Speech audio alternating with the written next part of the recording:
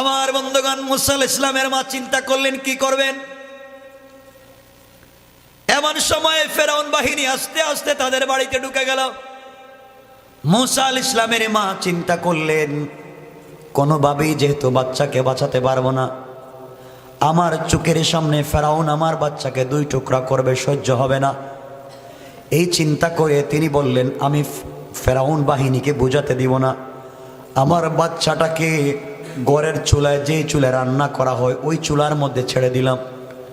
আল্লাহ যেহেতু আমার বাচ্চাকে দিয়েছেন, আর আল্লাহ আমাকে স্বপ্নে বলেছেন, মুসার মারে এই বাচ্চা দুনিয়ার সাধারণ বাচ্চা না, এটাকে আমি আল্লাহ দুনিয়ায় আমার কর্মী বানাইতেছি, নেতা বানাবো।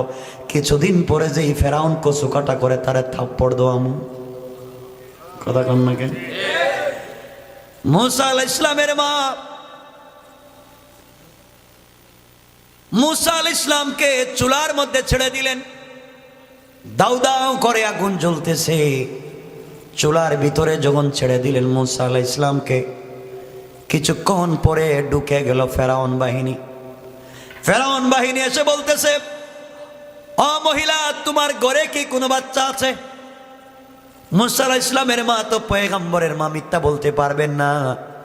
তিনি যদি বলেন আমার ঘরে বাচ্চা আছে তাইলে তো মাইরা ফেলাবে, আর তিনি যদি বলেন বাচ্চা নাই তাইলে তো মিথ্যা হয়ে যাবে। তিনিও বললেন, আমি কেন বলবো আছে না নাই, তোমরা দেখো না কেন? তোমরা পুরা ঘর তালাশ করো, আসছো যখন দেখো কোনো বাচ্চা আসেনি। ফেরাউনের বাহিনী ঘরে ঢুকেছে, গোটা ঘর তালাশ করে ঘরের কোথাও বাচ্চা নাই। তাকায় দেখে চুলার ভিতরে আগুন জ্বলে। যাওয়ার সময় মুসার মারে বলতেছে, ও মহিলা, ঘরের কোথাও বাচ্চা পাইলাম না, তুমি রান্না করার জন্য মনে হয় চুলায় কি দিছিলা, আগুন দাউ দাউ করে জ্বলে, একটু দেখো যাও। আমরা গেলাম। আল্লাহু আকবার বলেন না?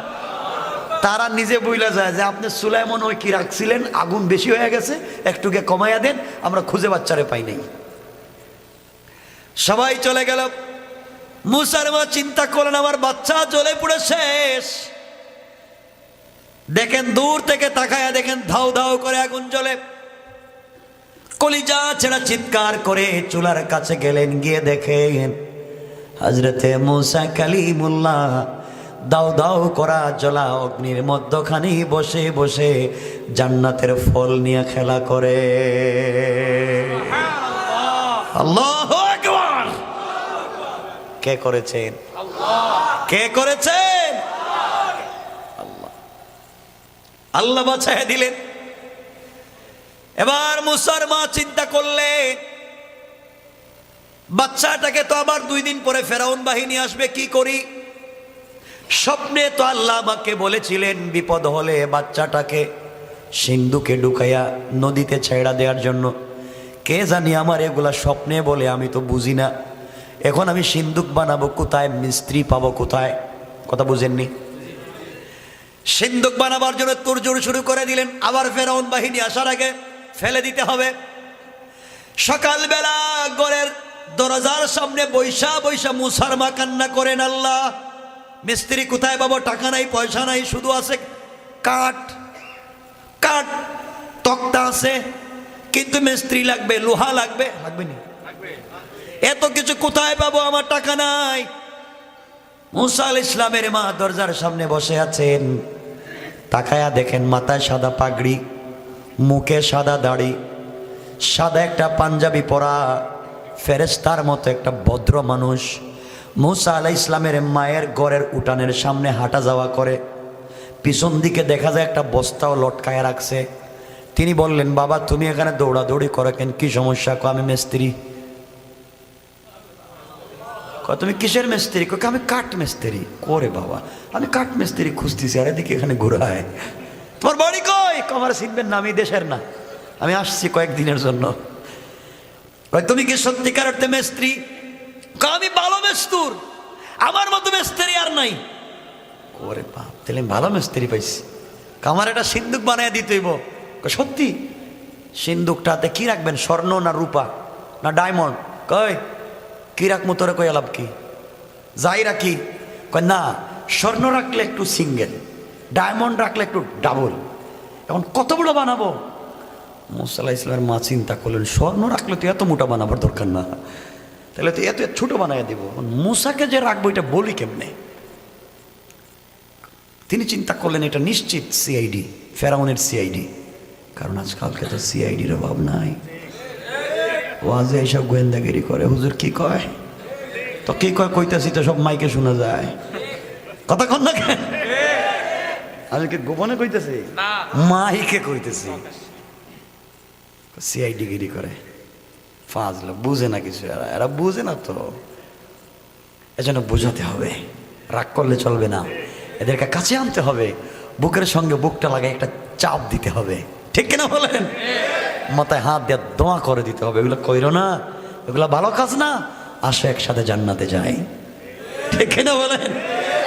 আমার বন্ধুগণ, মুসা আলাইহিস সালামের মা বলেন, বাবা আমি একটা সিন্দুক বানাতে চাই, কিন্তু তোমাকে কেমনি বলি, তোমাকে তো আবার বিশ্বাস করতে পারতেছি না, তুমি আবার ফেরাউনের সিআইডি কিনা। আমি আর যাই হই, আপনাকে একটা কথা বলতে পারি কসম করে, আমি ফেরাউনের সিআইডি না। আল্লাহু আকবার। আপনি এতটুকু আশ্বস্ত থাকেন আমি ফেরাউনের কেউ না, কিন্তু বাকি পরিচয় দিতে পারবো না, আমি একজন মিস্ত্রি। বলে তাইলে একটা সিন্দুক বানা। বাবা আমার একটা ছেলে আছে, নাম মুসা, বাচ্চা, দবদবে সুন্দর, তুলতুলে, এত ডিজাইন বিউটিফুল ডেকোরেশন করা, একটা স্মার্ট আমার একটা ছেলে হয়েছে কয়েকদিন, বাচ্চাটারে কি করবো, ফেরাউন খুঁজতেছে মারার জন্য, নদীতে ফালাই দিব। এই জন্যই তো আমি তো এইটা কাজের জন্যই তো মিস্ত্রি। সুবহানাল্লাহ বললেন না? আমি তো এগুলা ভালো পারি, পানি ঢুকবে না। আপনি কাঠ দেন, দিলাম কাঠ। লোহা আছে? না বাবা লোহা নাই। হাতুড়ি আছে? নাই তো। রান্দা আছে? কিচ্ছু নাই তো। তাহলে আমি কি দিয়ে কাজ করে দিব? মিস্ত্রি কয় মা আপনি ঘরে যান, আমি বানায় দিতেছি। মহিলা ঘরে গিয়া দরজার চৌকর দিয়ে তাকায়, দেখো কেমনে বানায়। দেখেন দুইটা কাঠ হাতে নেয় আর মুখ থেকে তুতু বাইর করে লাগায় দেয়। আল্লাহু আকবার। কিচ্ছু নাই, কোনো লোহা লাগায় না, দুই তক্তায় শুধু তুতু লাগায় আর ডিজাইন হয়ে যায়। সুবহানাল্লাহ লাগান, সুন্দর করে বানানো হয়ে গেছে। মা খুব সুন্দর করে বানাইছি, আপনার ছেলেকে এখানে রাখতে পারবেন। আল্লাহ রাব্বুল ইজ্জতুল জালাল ফেরাউনকে বলছেন, এই জিব্রাইলকে বলছেন, উনি ছিলেন জিব্রাইল, পরিচয় দিচ্ছি পরে। বলছেন হ্যাঁ মিস্ত্রি। কি? আমার মুসাকে রাখবা এই কাঠের বাক্সে, যারা আমি নবী বানাবো, আমার বন্দুক কালিমুল্লাহ বানাবো, তার হাত পায়ে শক্ত লাগবে না? আল্লাহ তাআলা আমি কি করবো, আমার কাছে তো কোনো ফর্ম নাই। যাও জান্নাতুল ফেরদাউস থেকে স্পেশাল এক প্যাকেট আমার এই অলির জন্য, আমার পয়গম্বর মুসার জন্য, বাচ্চাদের জন্য আমি বানায়া রাখছি জান্নাতুল ফেরদাউসে। এক সেট তোশক কম্বল, ওগুলো নিয়ে এসে বিছাইয়া দাও। দিছেন, বিছাইয়া দিছেন। এখন ছিলেন তো মুসা আলাইহিস সালামের মা, মুসা আলাইহিস সালামের মায়ের কোলে।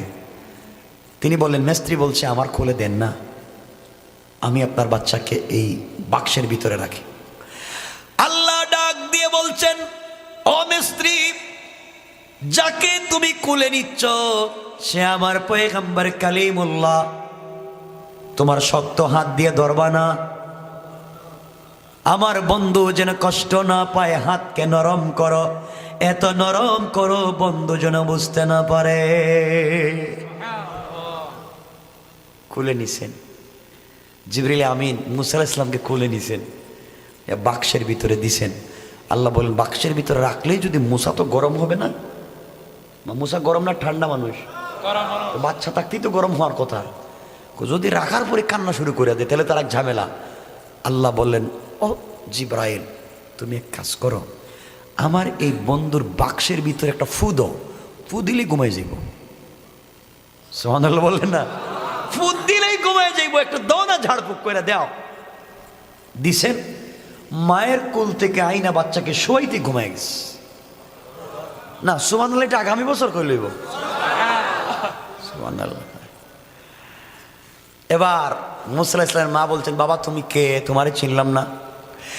এবার মিস্ত্রি ডাক দিয়ে বলছেন, মারে আপনি আমাকে চিনবেন না, আল্লাহ আমাকে আসমান থেকে পাঠাইছেন মিস্ত্রি হিসাবে, বক্স বানাইয়া দেওয়ার জন্যে।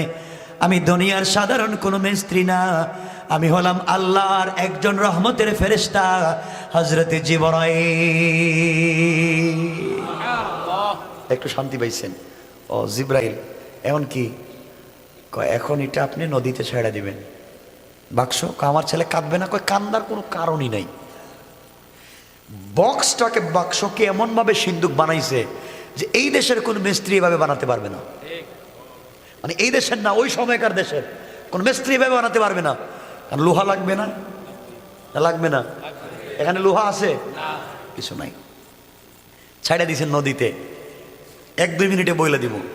নদীতে ছাড়ার পরে মুসা আলাইহিস সালামের মা তার এক বোনকে বলছেন, মুসার বোনকে বলছেন, যা তুই জঙ্গলে হাঁটবে আর আমার এই বাচ্চার বাক্সটা নদীতে যাবে, দেখ কোথায় যায়। আমার বন্ধুগণ, মুসা আলাইহিস সালামের বোন জঙ্গল দিয়ে হাঁটে আর বাক্স সামনের দিকে যায়। যেতে যেতে সহিহ riwayat ফেরাউনের নদীর ঘাটে গিয়ে পৌঁছে গেল। পৌঁছার পরে ফেরাউনের স্ত্রী হযরতে আসিয়ার জন্যে 2 জন দাসী ছিল। কেউ বলেছেন তাদের একটা পালক মেয়ে ছিল, তার 2 জন দাসী ছিল। নদীতে পানি নেওয়ার জন্য এসেছিল। তারা এসে দেখে তো ডিজাইন করে একটা বাক্স, সিন্দুক। 2 জন চিন্তা করে চুরি করে নেওয়া যাওয়ার সময় হয়তো বাদশার বাড়ি থেকে পানিতে ফালায়া গেছে, এর ভিতরে স্বর্ণালঙ্কার আছে, আমরা নিয়ে যাই। আর একজন বলে যদি ধরা খাই তাইলে তো আমাদের মাথা কেটে দিবে, এর চাইতে ওটা নিয়ে যাই, ফেরাউনের স্ত্রী আসিয়ার সামনে নিয়ে আমরা খুলব। 2 জন মিলে সিন্দুকটাকে কান্দে উঠালো।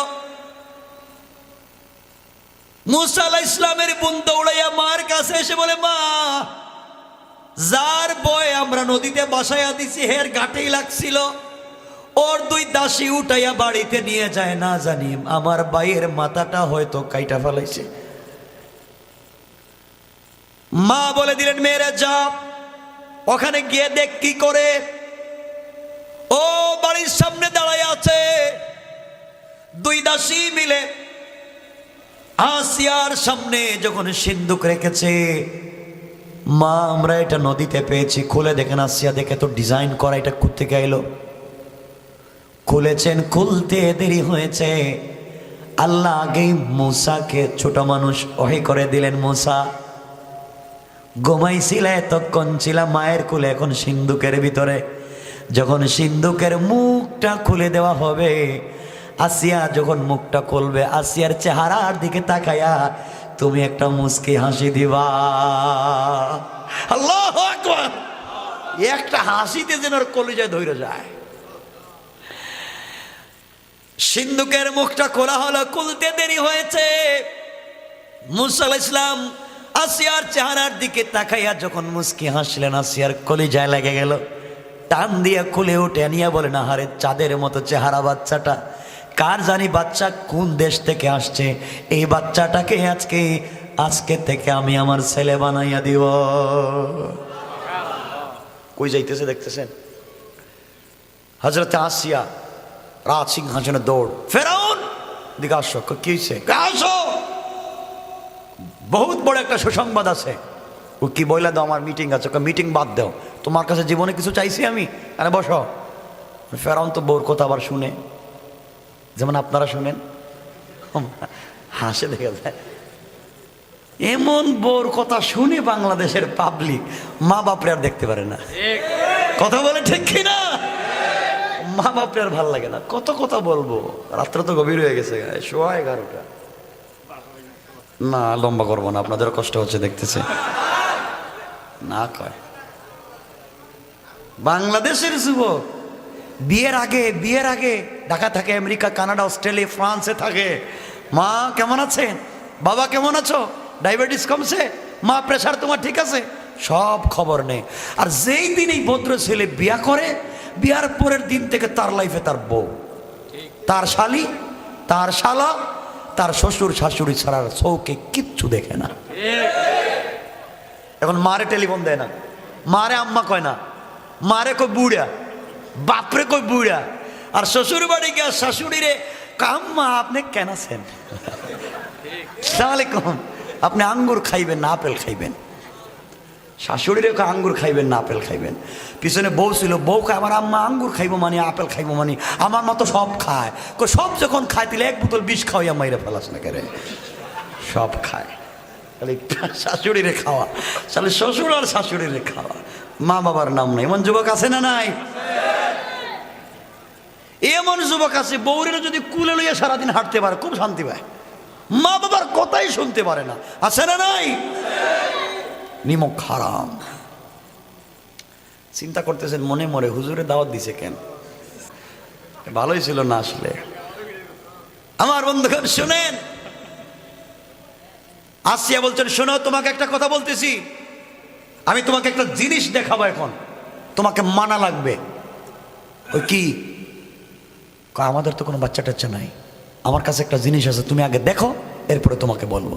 কয় আচ্ছা, খুলছে বাক্স, মূসা আলাইহিস সালাম তাকায় আছেন, এই তো পাইছি আসিয়া, এটাই আমার দুশমন। কই মিয়া তোমার মাথা পাগল হয়েছে, এটা বুঝলা কেমন দুশমন? ওটা কই পাইছো? ওর চেহারার দিকে তাকাইলে আমার কলিজায় পানি থাকে না। আল্লাহু আকবার বলে। ছোট মূসা কলিজায় পানি থাকে না। আসিয়া রে পাইছি রে, আমারে শেষ। পাগল হইছো মিয়া তুমি ফেরাউন? এই ছেলে কি তোমার দেশের? আমার দেশেরই তো। কয়দিকে আন বাক্সটা, দেখেন তো এটা কোন দেশের, দেখেন তো বাক্স। ফেরাউন না তো, বাক্স তো মনে হয় এই দেশের কোনো মিস্ত্রি বানাইছে না। বুঝছেনই তো এটা অন্য কোনো দেশ থেকে বাইশা বাইশা আসছে, কি আমাদের দেশের কোনো মিস্ত্রি বানায় নাই। কোথায় ঠিক আছে দেখতেছি, এটা তো আমাদের দেশের কোনো মিস্ত্রি বানাইতে পারে না, অন্য কোনো দেশের মিস্ত্রি মনে হয়। তাহলে আপনি তো আপনার দেশের বাচ্চাদেরকে জবাই করতেছেন, অন্য দেশের বাচ্চা তো আর জবাই করার কথা না। আমাদের কোনো ছেলে মেয়ে নাই, ওইটারে লালন পালন করি না কেন? এমন সময় আল্লাহ বলছেন মূসা ফেরাউনের দিকে তাকাই একটু হাসো না। আল্লাহু আকবার। মূসা আলাইহিস সালাম দিছে হাইসা, ফেরাউনকে আসিয়া আমার তুলে দেইটা আমার ছেলে। আল্লাহু আকবার। আল্লাহ কয় মূসা এখন তুই লালন পালন করবি, তুই বড় করবি, তুই খাওয়াবে, এরপরে তোর জুতা দিয়ে বাড়ি দিও। ঠিক না বলে? আল্লাহ তার নাম কেমনে বুঝায় আল্লাহকে। আমার মুসলমান বন্ধুগণ, সংক্ষেপ কথা বুঝাবার জন্য শুরু করেছিলাম। এক পর্যায়ে ফেরাউন বলল আসিয়ারে, ছেলে যে সুন্দর দেখতে, চেহারা যে স্মার্ট, আর কোনো কথা না, এটা আমাদের ছেলে, ও বড় হবে আমাকে আব্বা বলবে। আল্লাহকে আব্বা ডাকাইতেছি, দেখ তারা আব্বা ডাকবে, ও আমাকে আব্বা ডাকবে, আমার দেশের মালিক হবে। তুমি ঘোষণা করে দাও আজকে পুরা দেশের মানুষকে আমি জবাই করে গরু খাওয়াবো, আমার ছেলে হইছে। কি খুশি তার ছেলে হইছে। পুরা দেশের মানুষকে দাওয়াত করে সে খাওয়াতে লাগলো। মূসা আলাইহিস সালাম আস্তে আস্তে বড় হলেন, মাঝে মাঝে ফেরাউন কুলে নেয়, কুলে নিয়া তাকে কুলে নেয় আদর করে। মূসা একটু বড় হলেন, বসতে পারেন, এই পর্যন্ত পৌঁছে গেলেন। একদিন আইসা বলছে আসিয়া তুমি দেও না, সারাদিন বাচ্চারে কুলে নিয়ে থাকো, আমার ছেলেকে আমার কুলে দেও। যেই সময় আসিয়া ফেরাউনের কুলে দিতে দেরি হয়েছে, এমন সময় ফেরাউন মূসা আলাইহিস সালামকে চুম্বন দেওয়ার জন্য তার ঠোঁটটা মূসার কাছে আনছে। মূসা কোনো কথা নাই, আচ্ছা মতো একটা চর তার গালে মাইরা দিছে। কাছে এটা কি? এত 30 মন ওজনের দেখতেছি, এটাই আমার দুশমন রে যে মায়ের দিছে। কয় মিয়া আপনার তো পাগল হয়েছে, একটা বাচ্চা কিছু বুঝে না, আপনার একটা মায়ের দিছে, হয়তো ভুলে একটা পড়ে গেছে, এখন এটা হয়ে গেছে আপনার দুশমন। কয় না রে আসিয়া, বাচ্চা যতই ছোট হোক, থাপ্পড় তো আমার কলিজায় ধরে গেছে। বুঝতেছেন আমার বন্ধুগণ? মূসা কয় না, ফেরাউন কয় না না না, এটা বোঝা লাগবে। ওই কেমনে বুঝবেন? লম্বা রেওয়ায়েত, এক জায়গায় রাখছে আঙ্গারা, আগুনের টুকরা, আরেক জায়গায় রাখছে স্বর্ণ অথবা খেজুর, খোরমা, যে কোনো জিনিস। আসিয়া এখন দেখবো কোনটায় ধরে। যদি আগুনে ধরে বুঝবো বুঝে না, স্বর্ণ অথবা খোরমায় ধরে বুঝবো সব বুঝে, ওরে আজকে কাইটা ফেলাম। ওই ঠিক আছে কাইটা ফেলাই। মূসা আলাইহিস সালামের সামনে যখন সব রাখা হয়েছে, এমন সময় মূসা আলাইহিস সালামের হাত চলে যাইতেছিল স্বর্ণের দিকে অথবা খোরমার দিকে। হযরতে জিবরিল আমিন আইসা টান দিয়ে হাতটা আগুনের মধ্যে লাগাইয়া দিছেন। আগুনে যখন হাত লেগে গেছে কান্না শুরু করে, মুখের মধ্যে আঙ্গুল দিয়েছেন, জিহ্বা পুড়ে গেছে। হযরতে আসিয়া ধাক্কা দিয়ে ফেরাউনকে মাটিতে পালায় বলেন, তুই একটা গাধা, এটা বাচ্চা ছেলের জিন্দেগি নষ্ট করে দিতে চাইলে কিচ্ছু বুঝে না। আসিয়া বুঝলাম, আগুন বুঝে না, স্বর্ণ বুঝে না, কিন্তু থাপ্পড়টা তো এখনো মনে আছে।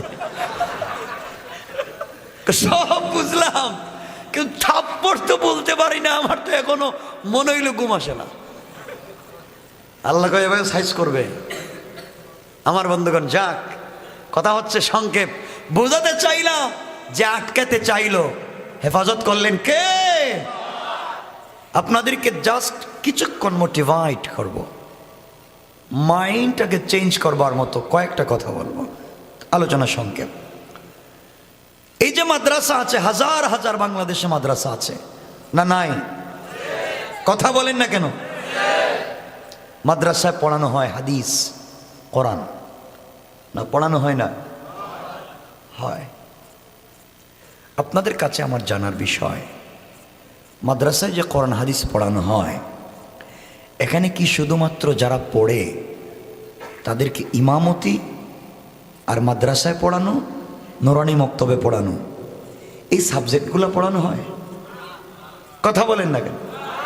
সবাই বলেন। তাহলে কি পড়ানো হয়? সমাজ, রাষ্ট্র, physiology, general science, medical science, arts, commerce, সবই তো পড়ানো হয় না? পড়ানো হয় না? মাদ্রাসায় হয় না? হয়। এটা কওমি মাদ্রাসা হোক, আলিয়া মাদ্রাসা হোক, যাই হোক, পড়ানো হয়। হাদিসে যেমন সালাতের কথা আছে, হাদিসে ব্যবসা বাণিজ্যের কথা আছে, কিতাবুল জিহাদ আছে, বাবু তিব্বে ও রেকাক আছে, ডাক্তার এবং ডাক্তারি আছে, আর তিব্বুন নবাবী আছে, রাসূলের চিকিৎসা বিজ্ঞান আছে, সব আছে।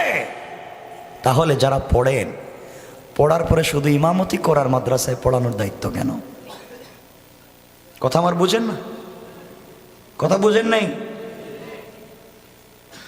তাহলে বোঝা গেল মাদ্রাসায় যা পড়ানো হচ্ছে বাস্তব সমাজে তা প্রতিষ্ঠা করা হচ্ছে না। কথা বলেন না কেন? এই পড়া ব্যর্থ পড়া, একবারে ভুয়া পড়া, ব্যর্থ। যেই পড়া গ্রাম থেকে সুদ বের করতে পারে না, যেই পড়া শহর থেকে ব্যভিচারকে বন্ধ করতে পারে না, যেই পড়া রাষ্ট্র থেকে দুর্নীতি, ফেন্সিডিল, ইয়াবা বন্ধ করতে পারে না, যেই পড়া চুরি, ডাকাতি, ছিনতাই, বদমাইশি বন্ধ করতে পারে না, যেই পড়া দেশের টাকা বিদেশে পাচার করাকে বন্ধ করতে পারে না, এই পড়া ব্যর্থ পড়া। মাদ্রাসায় পড়েন, শুনবেন কি বলতে চাই। যারা আইম্মায়ে কেরাম এখানে এসছেন, চলে যাইতে চাইলে সম্মানপূর্বক সর্বোচ্চ সম্মান দিয়ে বলছি, উঠে যেতে পারবেন যারা উঠবেন, কিন্তু আমার কথা শোনা লাগবে যতক্ষণ বসবেন। ডোন্ট মাইন্ড, কোনো রাগ করা যাবে না। আজকে মসজিদ আছে, বাংলাদেশে লক্ষ লক্ষ মসজিদ আছে, কিন্তু মসজিদ থেকে ইমাম এবং খতিব জুমার মিম্বরে বসে সত্য কথা বলেন না। যদি বলতেন এক এক গ্রামে 4-5টা মসজিদ থাকে, তাহলে গ্রাম চেঞ্জ হয় না কেন? চোরের জায়গায় তো চোর আছে, জেনার জায়গায় তো জেনা আছে, সবই তো আছে। মসজিদের জায়গায় মসজিদ আছে, সমাজে তার বাস্তব প্রতিফলন নাই কেন? গোটা মদিনায় তো একটা মসজিদ ছিল, মসজিদ আন-নববী। এই মসজিদ থেকে তো গোটা রাষ্ট্র প্রতিষ্ঠা হয়েছে, হয় নাই? আপনার মসজিদ থেকে আপনার পঞ্চায়েত ঠিক হয় না কেন? কথাগুলো বুঝবেন। এর কারণ হচ্ছে আজকালকের ইমাম এবং খতিব, ম্যাক্সিমাম মসজিদের ইমাম এবং খতিব মসজিদের মিম্বরে বসে সত্য কথা বলেন না, কারণ বললে চাকরি থাকবে না। বাদ দেন চাকরি, আজকে রাত্রে চাকরি ছেড়ে দেন, আগামীকালকে ফেনীতে মহিপালে যেখানে ফল ফ্রুটসের ব্যবসা করে, যে ব্যবসা করেন, সিএনজি চালান, বিজনেস করে খান। আল্লাহ বলছেন রিজালুল্লাহ তুলহিহিম তিজারাতুম ওয়ালা বাইউন আন যিকরিল্লাহ। হালাল বিজনেস করেন, বিনা হিসাবে জান্নাতে যাবেন। আর এই চেয়ারে যদি বসতে হয়, এটা আপনার চেয়ার নয়, এটা আপনার বাবার চেয়ার নয়। এই চেয়ারে বসেছিলেন রাসূল পাক, এই চেয়ারে বসেছেন আবু বকর। রাসূল সত্য বলতে দান শহীদ করেছেন, মাথায় কড়া প্রবিষ্ট করেছেন।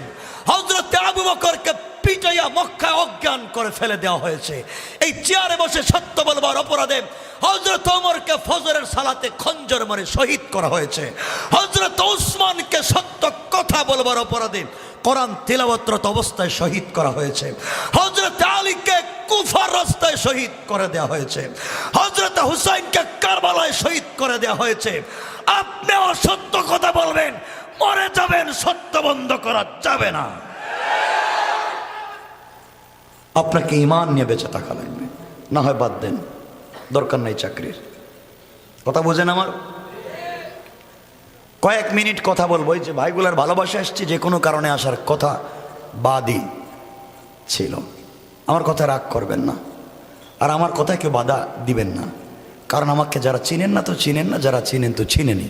বাধা দিয়ে খামাকা ঝামেলা পাকায় লাভ নাই, কারণ আপনারা জানেন সবাইকে কিন্তু ঠোকা দিয়ে লাভ নাই।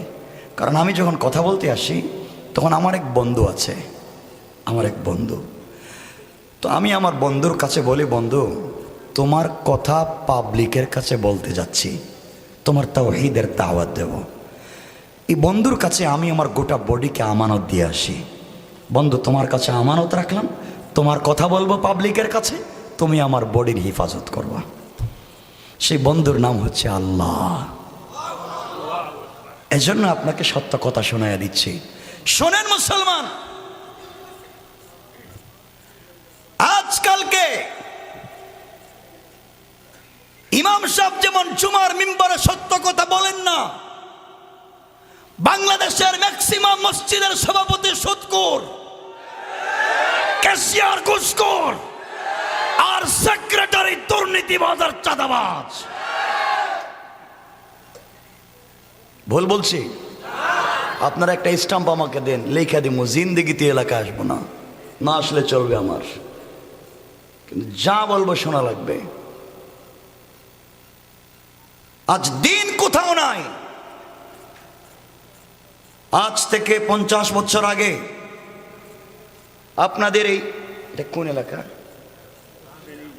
ফেনী। ফেনী এলাকায় এখন যত মসজিদ আছে আগে ছিল? 50 বছর আগে তো মসজিদ ছিল 2-3 গ্রাম মিলে একটা মসজিদ পাওয়া যেত না, যেত না। 1-2 ইউনিয়ন মিলে একটা মাদ্রাসা পাওয়া যেত না। 2-4 গ্রাম মিলে জানাজা পড়াবার জন্য একজন আলেম পাওয়া যেত না। ঠিক বললাম না? মাদ্রাসা ছিল না, মসজিদ ছিল না, আলেম ছিলেন না। কিন্তু তখনও যেই জিনিসটা পাবলিকে ছিল সেটা হচ্ছে সকালবেলা সকল মুসলমানের ঘর থেকে কোরআনের তেলাওয়াত শোনা যেত। না ভুল বলেছি? আজকে মাদ্রাসা আছে, অভাব নাই, গ্রামে গ্রামে মাদ্রাসা, এক এক গ্রামে 2-4টা মসজিদ আছে, এক এক গ্রামে 5-10-20 জন আলেম আছে, সব আছে।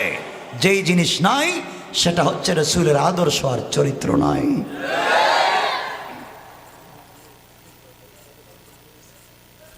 আমি জানি না আপনাদের এলাকার কন্ডিশন, আমি আসিনি কখনো।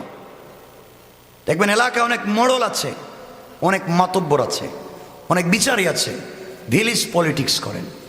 যারা গ্রামের রাজনীতি করতে গিয়ে, গ্রামে ভিলেজ পলিটিক্স করতে গিয়ে 1 কাপ লাল চা খায়া এদিকের বিচারকে এদিকে দিয়ে দেয়। কিসের ইমান তোমার? তুমি একটা জানোয়ার। ইসলামের নাম দিয়ে ধোঁকাবাজি করে যাচ্ছে সমাজে। আর যদি আপনি বলেন আঙ্কেল এই যে এটা কি, এটা কি 500 অথবা 5000, তাইলে আপনি মার্ডার কেসের আসামি হইল খালাস। আপনার নাম কেটে দিয়া মসজিদের নিরীহ ইমাম সাহেবের নাম ঢুকাই দিব। এলাকায় দেখবেন অনেক আছে দাড়ি নাভি পর্যন্ত লম্বা, হাতে 1.5 হাত লম্বা তসবিহ, নামাজও পড়ে 5 ওয়াক্ত, হজও করছে 1-2 বার, কিন্তু খবর নিয়ে দেখেন এলাকার সব থেকে বড় সুদের কারবারি আছে না? এগুলার মানুষ চিন্তা করেন কেমনে আপনারা বলেন আমাকে। আপনাদের কাছে আমার জিজ্ঞাসা, আপনাদের এলাকায় কোনোদিন শয়তান এসে সুদের ব্যবসা করছে? শয়তান ঘুষের ব্যবসা করছে? আপনাদের এলাকায় ফ্যান্সি ডিলের ব্যবসা করছে? কিন্তু আপনারা যাদেরকে নেতা মনে করেন, বাংলাদেশে অনেক নেতা আছে যে নিজে ফ্যান্সি ডিলের ব্যবসা করে, তার কর্মীরা ইয়াবার ব্যবসা করে। কিসের নেতা আপনি? ইসলাম এক রাস্তায়, আপনি চলেন আর এক রাস্তায়, আবার নাম দিয়েছেন মুসলমান।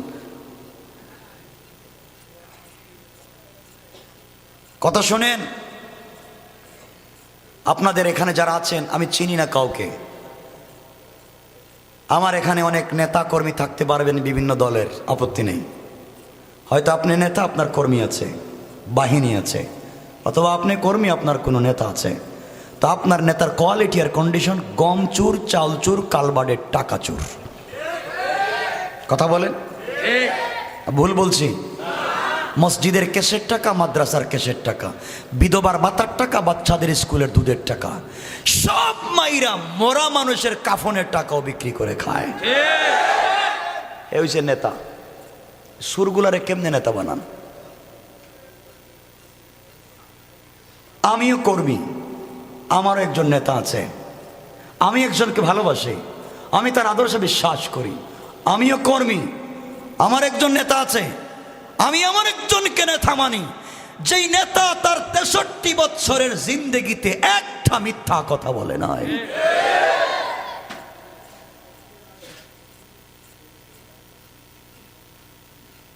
শোনেন, আমার কথা অনেকে রাগ করবেন আমি জানি, কিচ্ছু করার নাই আমার, কিচ্ছু। ইন্নাকা লা তাহদি মান আহবাবতা, আমি ভালোবাসলে আপনাদেরকে হিদায়াত করতে পারবো না, বা আমি হিদায়াত হব না আপনাদের ভালোবাসায়। আল্লাহ বলছেন আমি চাইলে হবে। কথা বলেন না কেন? বাংলাদেশটাকে দুটা গ্রুপ নষ্ট করে দিচ্ছে, দুটা গ্রুপ।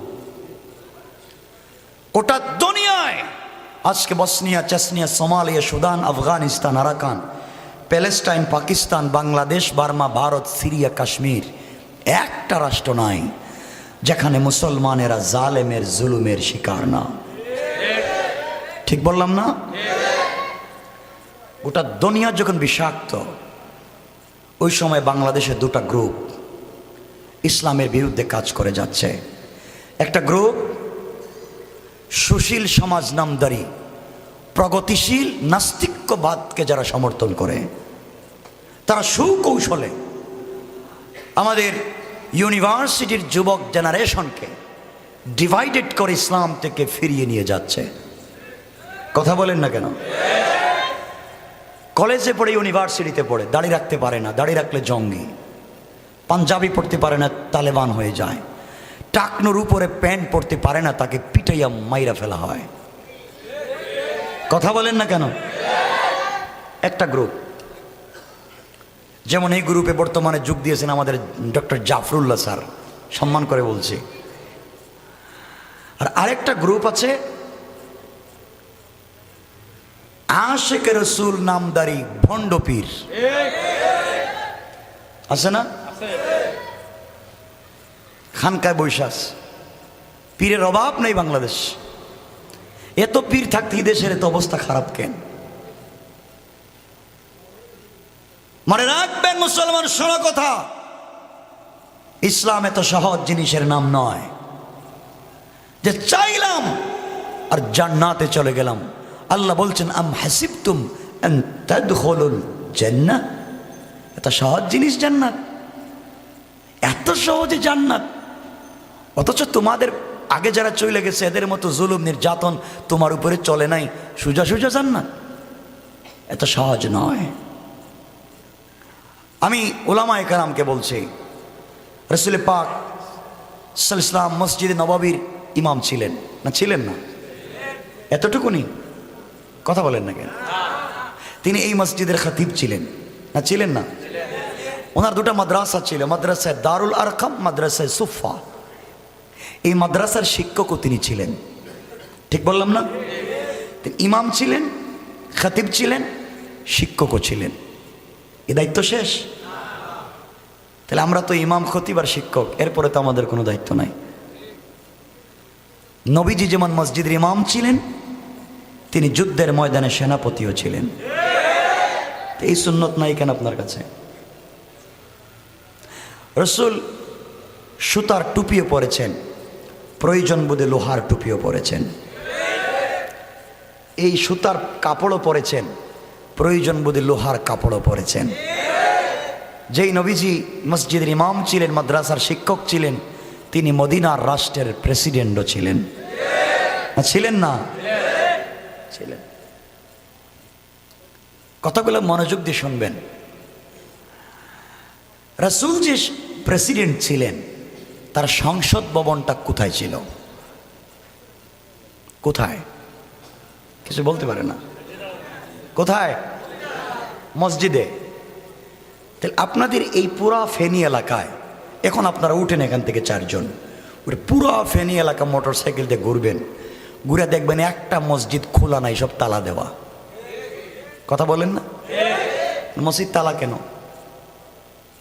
মসজিদ কি গুদামঘর? তালা দেওয়া কেন? যে আমরা নামাজ পড়ি, নামাজ পড়বার জায়গা মসজিদ না। নামাজ পড়বার জায়গা মসজিদ শুধু নয়, আল্লাহ বলেছেন যারা মুসলিম তাদের জন্য গোটা জমিনটা নামাজের জায়গা। যেখানে নামাজের সময় হবে সেখানে নামাজ পড়বে। বিমানে যদি থাকে সময় হয়ে যায় ওখানে নামাজ পড়বে। পানির নিচে যদি ডুবন্ত থাকে ওয়াক্ত হয়ে যায় ওখানে নামাজ পড়বে। ঠিক বললাম না? জায়গার প্রয়োজন নাই, যেখানে চাইবে ওখানে সালাত পড়বে। তাহলে মসজিদের প্রয়োজনীয়তাটা কি? মসজিদের প্রয়োজনীয়তা ছিল যেই মসজিদ থেকে নামাজ কায়েম হয়, এই মসজিদ থেকে রাষ্ট্র পরিচালিত হবে।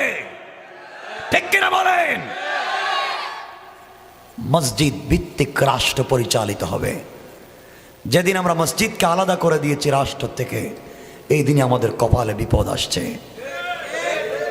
কি সুন্দর মুসলমানরা আমাদের উমর, আমাদের আর কলিজার টুকরো উমর, কলিজার টুকরো আবু বকর। তো আবু বকর উমর কি শুধু খুরমা পেল, জিলাপি খাইছে? আমার কথা রাগ করতেছেন আপনারা? করলে কি, তো একদিনই তো রাগ করলে আর কি আমার একে পাওয়া যাবে নাকি? শোনেন, এই যে কোরআন শরীফ, এইটাকে আপনারা বানিয়েছেন মক্তবে বাচ্চাদের পড়াবার বই। এই কোরআন শরীফকে বানিয়েছেন জানাজার জিয়ারত করবার বই। এই কোরআন শরীফকে বানিয়েছেন শবে বরাত আর শবে কদরে খতম পড়ার বই। কোরআনকে বানিয়েছেন মুখস্থ করে তারাবি পড়াবার বই। কোরআনকে মনে করেছেন কেউ মইরা গেলে তার বাড়িতে 10 জন মিললে খতম পড়া 300 টাকা করে পাওয়ার বই। কথা বলেন না কেন? এই জন্য কোরআন শরীফ। তো এই কাজ ছাড়া তো আর কোনো কাজ দেখি না করতে। কেমনে বুঝায় ইসলামটা? এই কাজের জন্য যদি আল্লাহ কোরআন দিতেন তাহলে 30 পারার দরকার ছিল না, 5 পৃষ্ঠাই যথেষ্ট।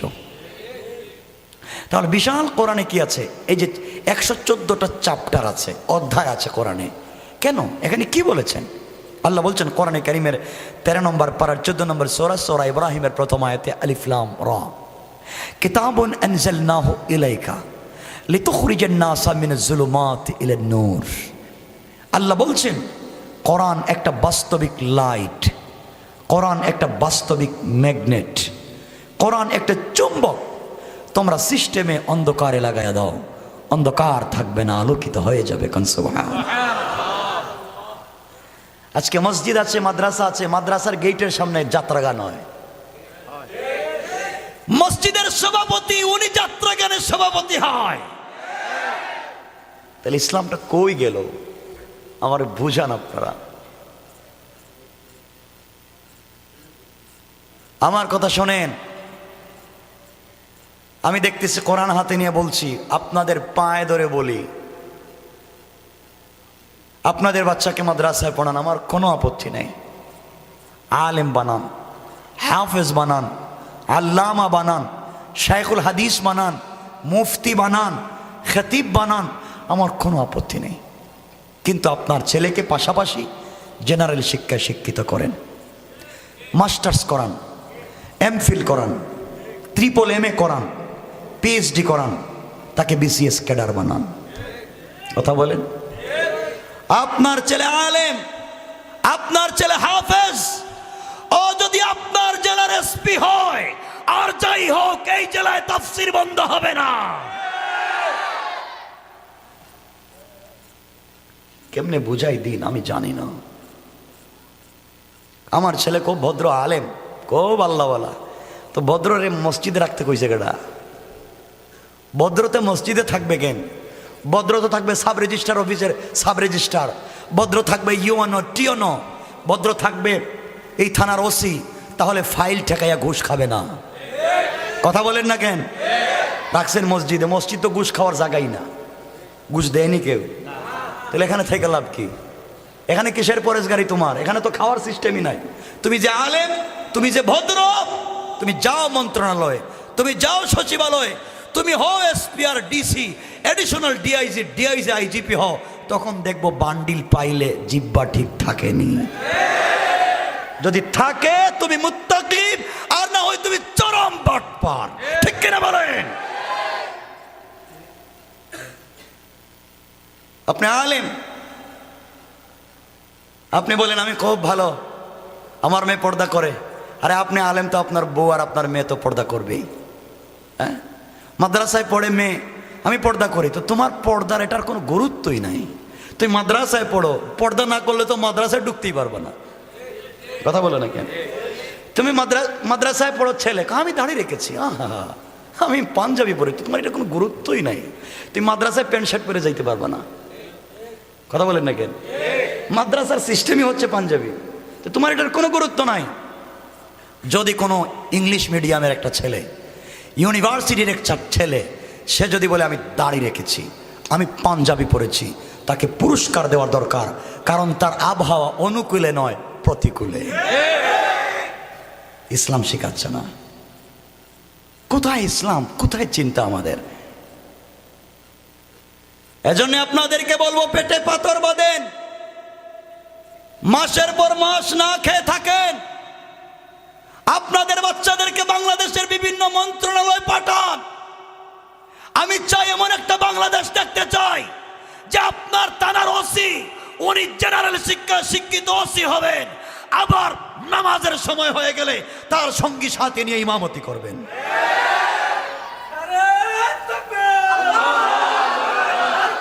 রাষ্ট্রে যিনি প্রাইম মিনিস্টার হবেন, প্রেসিডেন্ট হবেন, তিনি জাতীয় মসজিদের ইমাম হবেন, খতিব হবেন।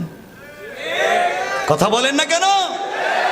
মদিনার রাষ্ট্রের ইমাম, মদিনার রাষ্ট্রের প্রেসিডেন্ট যিনি ছিলেন, তিনি মদিনার মসজিদের ইমাম ছিলেন। হ্যাঁ, তো আপনার নাই কেন? কেন নাই? ইসলামটাকে কি মনে করেছে আমরা জানি না। সব বিজনেস চলতেছে, শুধু পেট, বম্বাস্টিক মার্কা পেট, খাওয়ার ঘুমাও। ইসলাম তো চলে যেতেছে, খবর নাই। শোনেন, চোখে আঙ্গুল দিয়ে বুঝিয়ে দেই, এই পৃথিবীর একজন বিশ্ববিখ্যাত সন্ত্রাস ছিলেন, সন্ত্রাস ডাকাত, যার নাম উমর ইবনুল খাত্তাব। বিশ্ববিখ্যাত সন্ত্রাস, যার কাছে মাথা কাটা ডাল ভাত, বলবেন টাকা নেও, সকালে মাথা লাগবে না, বিকালে কাইটাইনে দিয়ে দিব। ঠিক বললাম না? যেই লোকটা রসুল পাকের মাথা কাটতে গিয়েছিল, এ সাধারণ পাবলিক? কথা বলেন না কেন? সাধারণ। যেই লোকটা রসুল পাকের মাথা কাটতে চাইল, ওই লোকটা তো মাথা কাটলো না, বরং পুরা জিন্দগিটা রসুল পাকের কদমে ছেড়ে দিল। এই অমর হয়ে গেলেন মদিনার রাষ্ট্রের এক যুগের খলিফা, প্রেসিডেন্ট। আপনাদের কাছে জিজ্ঞাসা, আমার এই পৃথিবীর কোন ইউনিভার্সিটির স্টুডেন্ট না, স্টুডেন্ট, অত ছিল গরু রাখাল, এই উটের রাখাল। অমর ছিল উটের রাখাল আর ডাকাত। বানায় দিলেন আল্লাহ প্রেসিডেন্ট। কোন ইউনিভার্সিটিতে পড়ছে? হ্যাঁ, পড়ে নাই। তিনি হার্ভার্ডে পড়েন নাই, তিনি স্টামফোর্ডে পড়েন নাই, কুইন মেরিতে পড়েন নাই, তিনি মেট্রোপলিটনে পড়েন নাই, তিনি ইস্ট ওয়েস্টে পড়েন নাই, তিনি বাংলাদেশের নর্থ ডানে পড়েন নাই, নর্থ সাউথে পড়েন নাই। তিনি কোনো জেনারেল শিক্ষায় শিক্ষিত ছিলেন না, কোন ইউনিভার্সিটির স্টুডেন্ট ছিলেন না, বরং তিনি পৃথিবীর শ্রেষ্ঠ মহামানবের কাছে পড়েছিলেন আল কোরআন। কথা বলেন না কেন? তিনি যে আল কোরআন পড়ছেন, আমরা কি অন্য কোন আল কোরআন পড়ি না? এই আল কোরআন। তিনি যদি এই আল কোরআন পড়ে ইমামতিও করলেন, মাদ্রাসায়ও পড়ালেন, রাষ্ট্রপ্রধানও ছিলেন, প্রেসিডেন্টও ছিলেন, সেনাবাহিনীর প্রধান ছিলেন, এত কাজ যদি তিনি করতে পারছেন, তো আপনিও তো 16 বছর পড়েন, তো আপনি পারেন না কেন? কথা বলেন না কেন? সমস্যা কোথায়? শুধু মসজিদ মাদ্রাসায় বসে থাকো, আমার রাষ্ট্র দিয়ে দিয়েছে চোর ডাকাতদের হাতে। কষ্ট পাচ্ছেন আমার কথায়? আরেকটু সামনে বইলে দিই, কষ্ট পাচ্ছেন? একটু হাত দেখান তো, কে কে কষ্ট পাচ্ছেন? খাইছে আল্লাহ, কষ্ট হচ্ছে। শোনো, আপনাদের এলাকায় মসজিদে ইমাম রাখেন না? কথা কন না কেন? ইমাম রাখবার সময় কি দেখেন না যে ইমাম আমানতদার কিনা? দেখেননি? কথা কয় না। আমানতদার দেখেন না? ইমাম ভদ্র কিনা দেখেন না? ইমাম ভালো মানুষ কিনা দেখেন না? সব দেখেন, ইমাম রাখেন। যদি শুনেন ইমাম চুর, রাখবেন? সত্য কথা বলবেন, রাখবেন? শুনেন যদি ইমাম ডাকাত, শুনেন যদি ইমাম ফ্যান্সি ডিল ব্যবসা করে, কালবারের টাকা মারছে, রাখবেন না? কেন? কেন না? ওর চরিত্র ঠিক নেই, এই তো। হ্যাঁ, আমার মুসলমান বন্ধুগণ, গভীর মনোযোগ।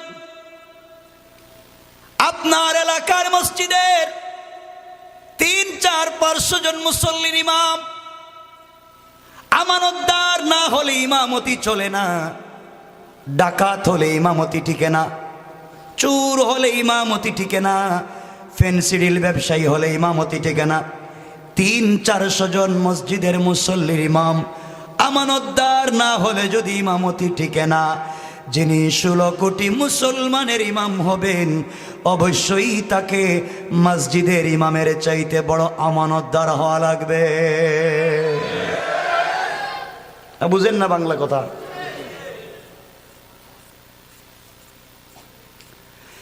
300-400 জন মুসল্লির ইমাম আমানতদার না হলে চলে না। তাইলে আপনারা বুট দিয়া চোর ডাকাত ফেন্সিডিল ব্যবসায়ী আবা ব্যবসায়ী দুর্নীতিবাজদেরকে যারা ইমাম বানাইছেন, ইমামও যাবে জাহান্নামে, আর মুসল্লি যারা বুট দিয়ে ইমাম বানাইছে তারাও যাবে জাহান্নামে। ঠিক কিনা বলেন? ইমামতি পাইছেন, সহজ ইসলাম। আমরা এগুলাতে নাই। আমরা মসজিদ মাদ্রাসাতে সুবহানাল্লাহ সুবহানাল্লাহ সুবহানাল্লাহর ইসলাম।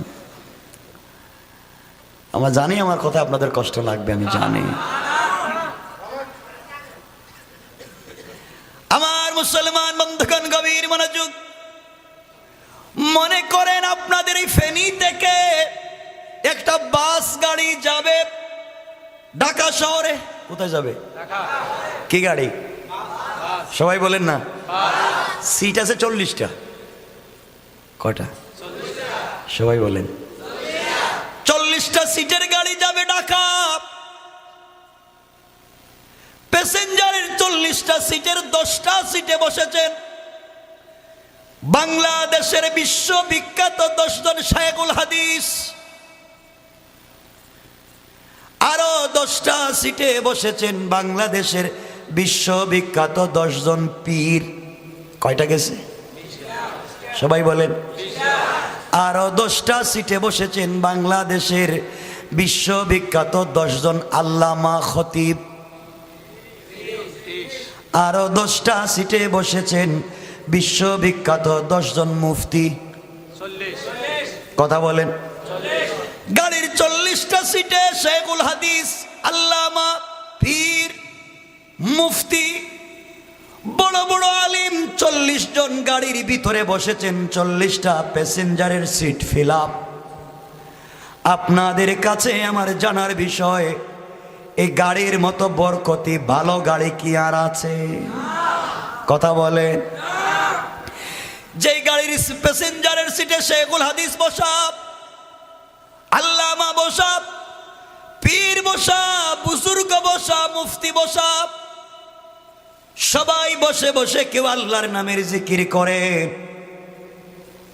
কেউ তো কোরআন তিলাওয়াত করেন, কেউ তাসবিহ পড়েন, যার যার মতো করে আল্লাহর নামের জিকির চলতেছে। কোথায় বসে?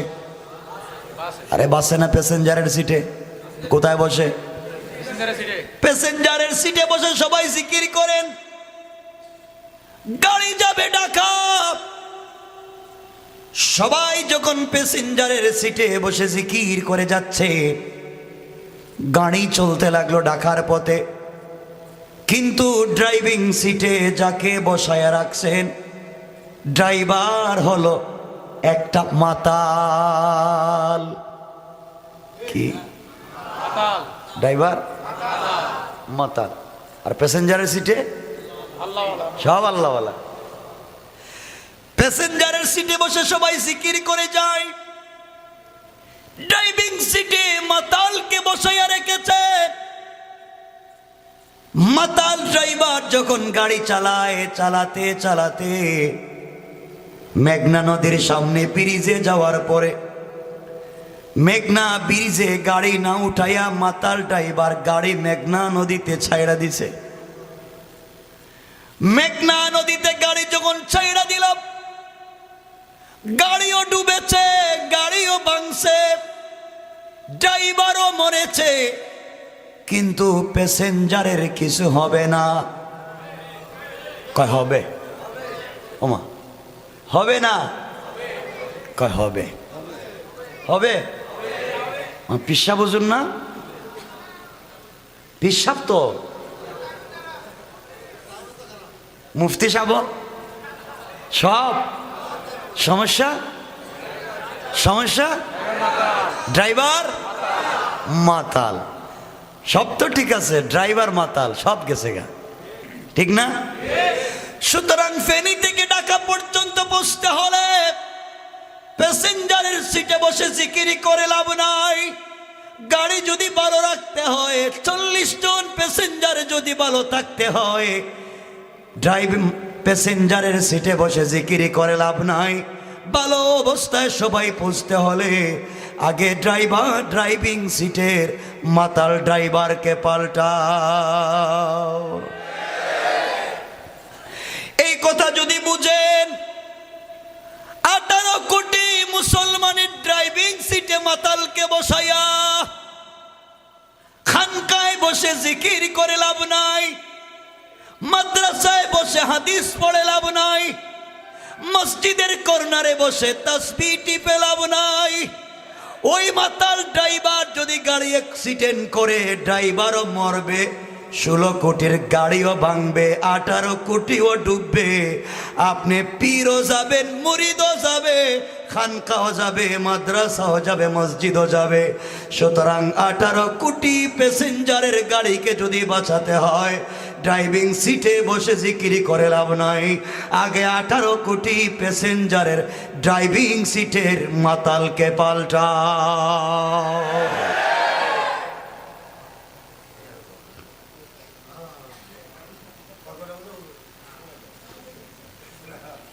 ওয়াজ বুঝেন আমার? না বুঝেন না মনে হয়, কারণ আসি নাই তো কোনোদিন, বুঝবেনও না আমার কথা। বুঝেন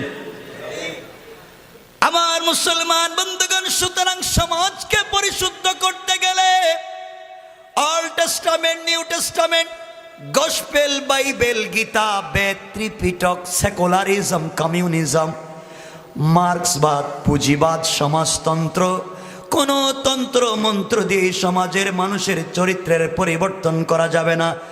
এই সমাজের মানুষের চরিত্রের যদি পরিবর্তন করতে হয়, একমাত্র আল কোরআন ছাড়া বিকল্প কোনো রাস্তা নাই। কোন ঠিক কিনা?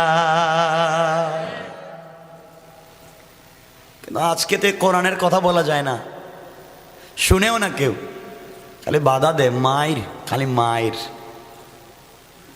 ঠিক বললাম না? শুধু গুরুস্থানের ওয়াজ করেন, আর কিছু না। গুরুস্থানের ওয়াজ, কোরআন শরীফ শুধু গুরুস্থানের জন্য নাজিল হইছে। ইমাম সাহেব একবার ছিল রাগী, মনে হয় আপনার ফেনীর ইমাম সাহেব। আজকে আল্লাহ যা করে সুদের বিরুদ্ধে ওয়াজ জুম্মায় না আমাদের চললে সুদের বিরুদ্ধে ওয়াজ ছাইরা দিছে।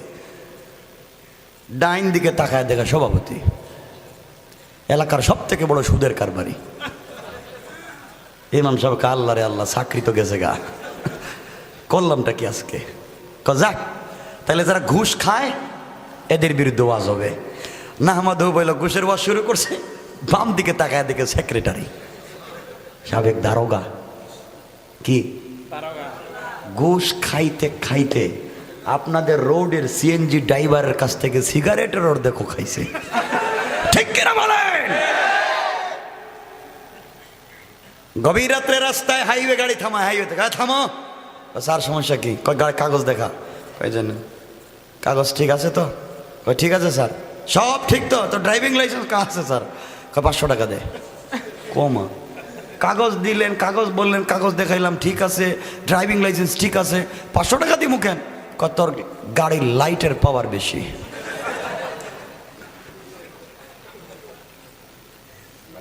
চিন্তা করছেন ওই ইমাম সাহেব, চিন্তা করছে আল্লাহ খাইছে রে, চাকরি তো দেখতেছি নাই, তো এটাও বাদ। তাইলে যারা পাবলিকের জমি দখল করে, বিধবার ভাতার টাকা মাইরা খায়, রাস্তা ছোট কইরা দেয়, এর কাছ থেকে টাকা খায়, ওর কাছ থেকে টাকা খায়, এদের বিরুদ্ধে একটা ওয়াজ কইরা দিই। সামনে তাকায় দেখে ক্যাশিয়ার, সাবেক চেয়ারম্যান, সব না আবার ভালো মানুষ আছে, বেচারা খাইতে খাইতে এতিমের টাকা, বিধবার টাকা, বৃদ্ধের টাকা, কালবাডের টাকা, মসজিদের টাকা, মাদ্রাসার টাকা সব খায়া শেষ। ইমাম সাহেবকে চাকরি তো নাই, তাইলে আল্লাহ মাফ করো, গুরুস্থানের ওয়াজ করি। সব বাদ দিয়ে গুরুস্থানের ওয়াজ শুরু করে দিচ্ছে।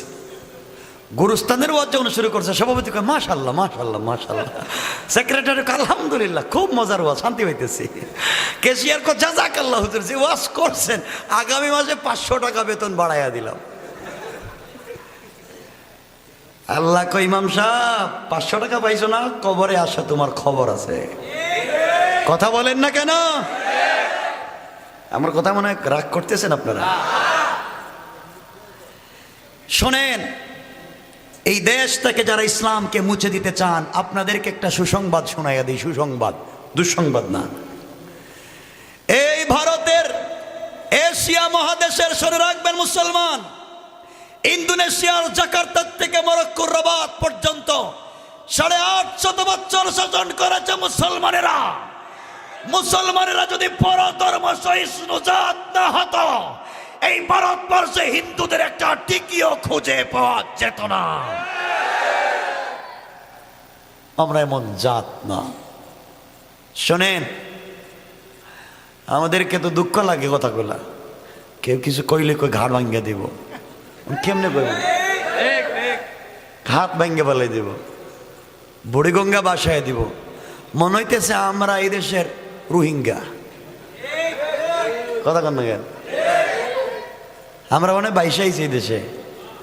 শোনেন, এই দেশের সমৃদ্ধ ইতিহাস মুসলমানদের ইতিহাস। এই দেশ মুসলমানেরা বেঁচে আসে নাই। সুতরাং যারা এই দেশের মুসলমানদেরকে গালি দেয়, ইসলামের বিরুদ্ধে কথা বলে, ইসলামী আন্দোলনের কর্মীদেরকে সন্ত্রাস আর জঙ্গি সাজাতে চায়, আল্লাহর কসম বিশ্বনবী সন্ত্রাস না, ওলামায়ে কেরাম জঙ্গি না, মাদ্রাসা মসজিদে বোমা পাওয়া যায় না, ইসলামী আন্দোলনের কর্মীরা তালেবান হয় না। যারা গালি দিয়েছে ওরা পিতৃ পরিচয়হীন হারামজাদা, হারামজাদা, হারামজাদা। ঠিক কিনা জোরে কান?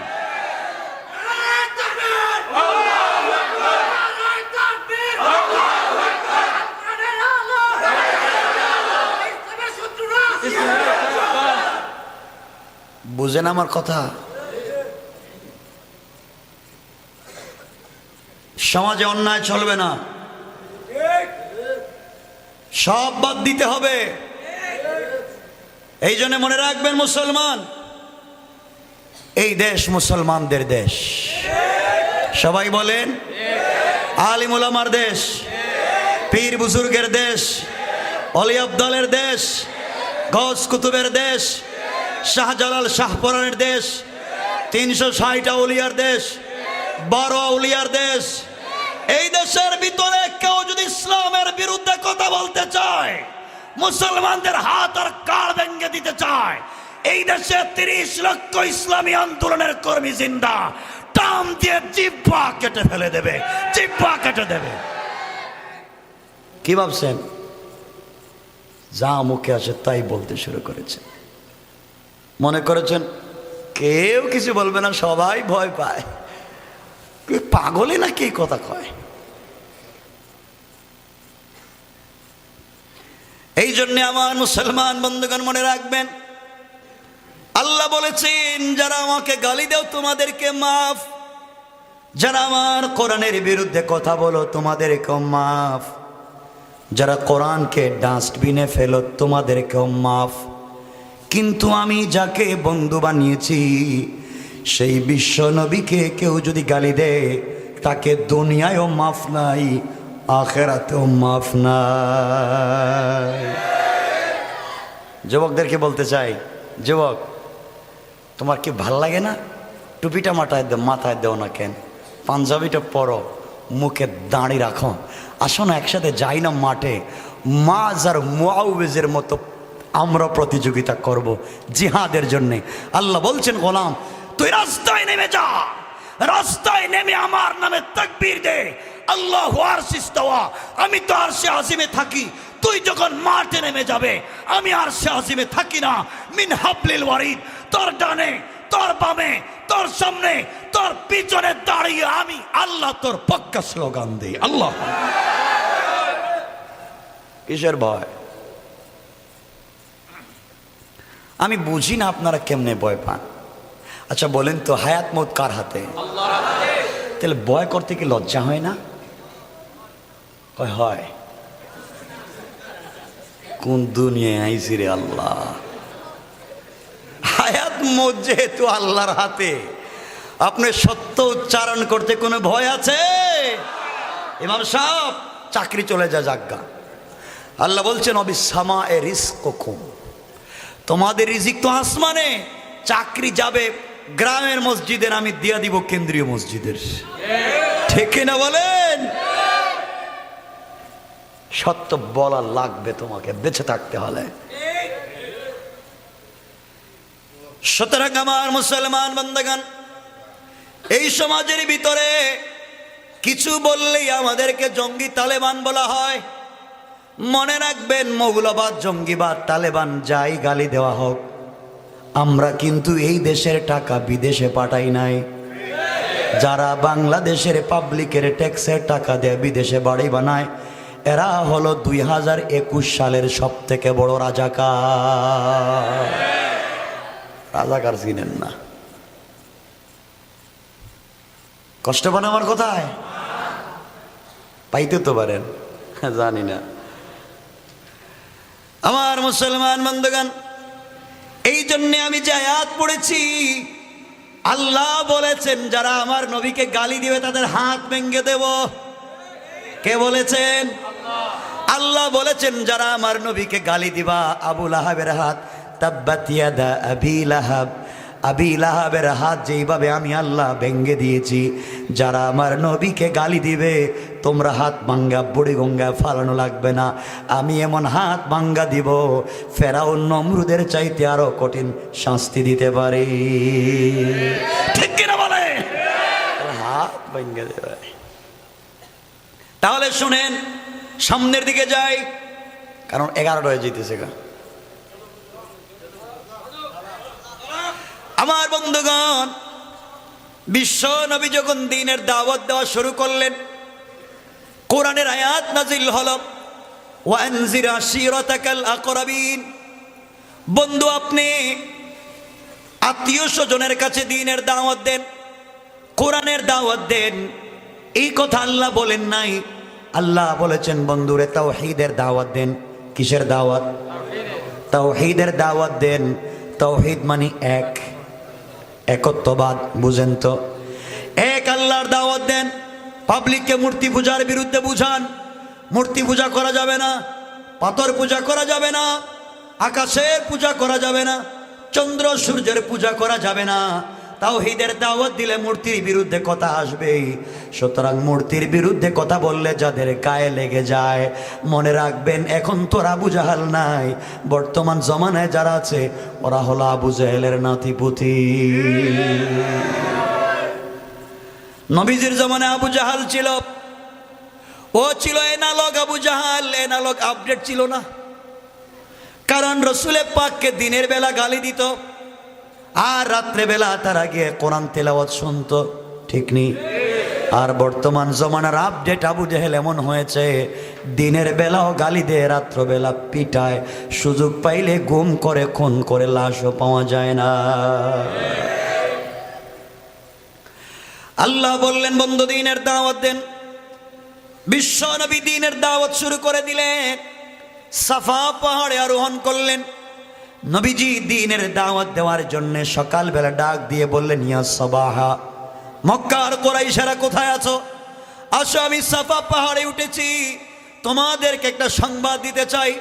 বিশ্ব নবীর কথা শুনে মক্কার সকল নেতার লিডার সাফা পাহাড়ের কাছে চলে গেল। যারা যেতে পারলো না তারা প্রতিনিধি পাঠাইয়া দিল।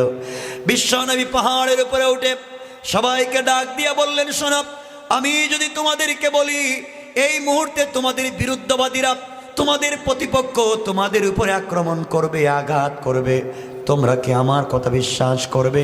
সকল কুরাইশরা এক বাক্যে ডাক দিয়ে বলেছে, মুহাম্মদ ইবনে আব্দুল্লাহ, তুমি কোনো কথা বলতে দেরি হবে, আমাদের মানতে দেরি হবে না। বিশ্ব নবী বললেন, আসলিম তাসলাম, ইসলাম কবুল করো, শান্তিতে থাকবা, মূর্তি পূজা করা যাবে না।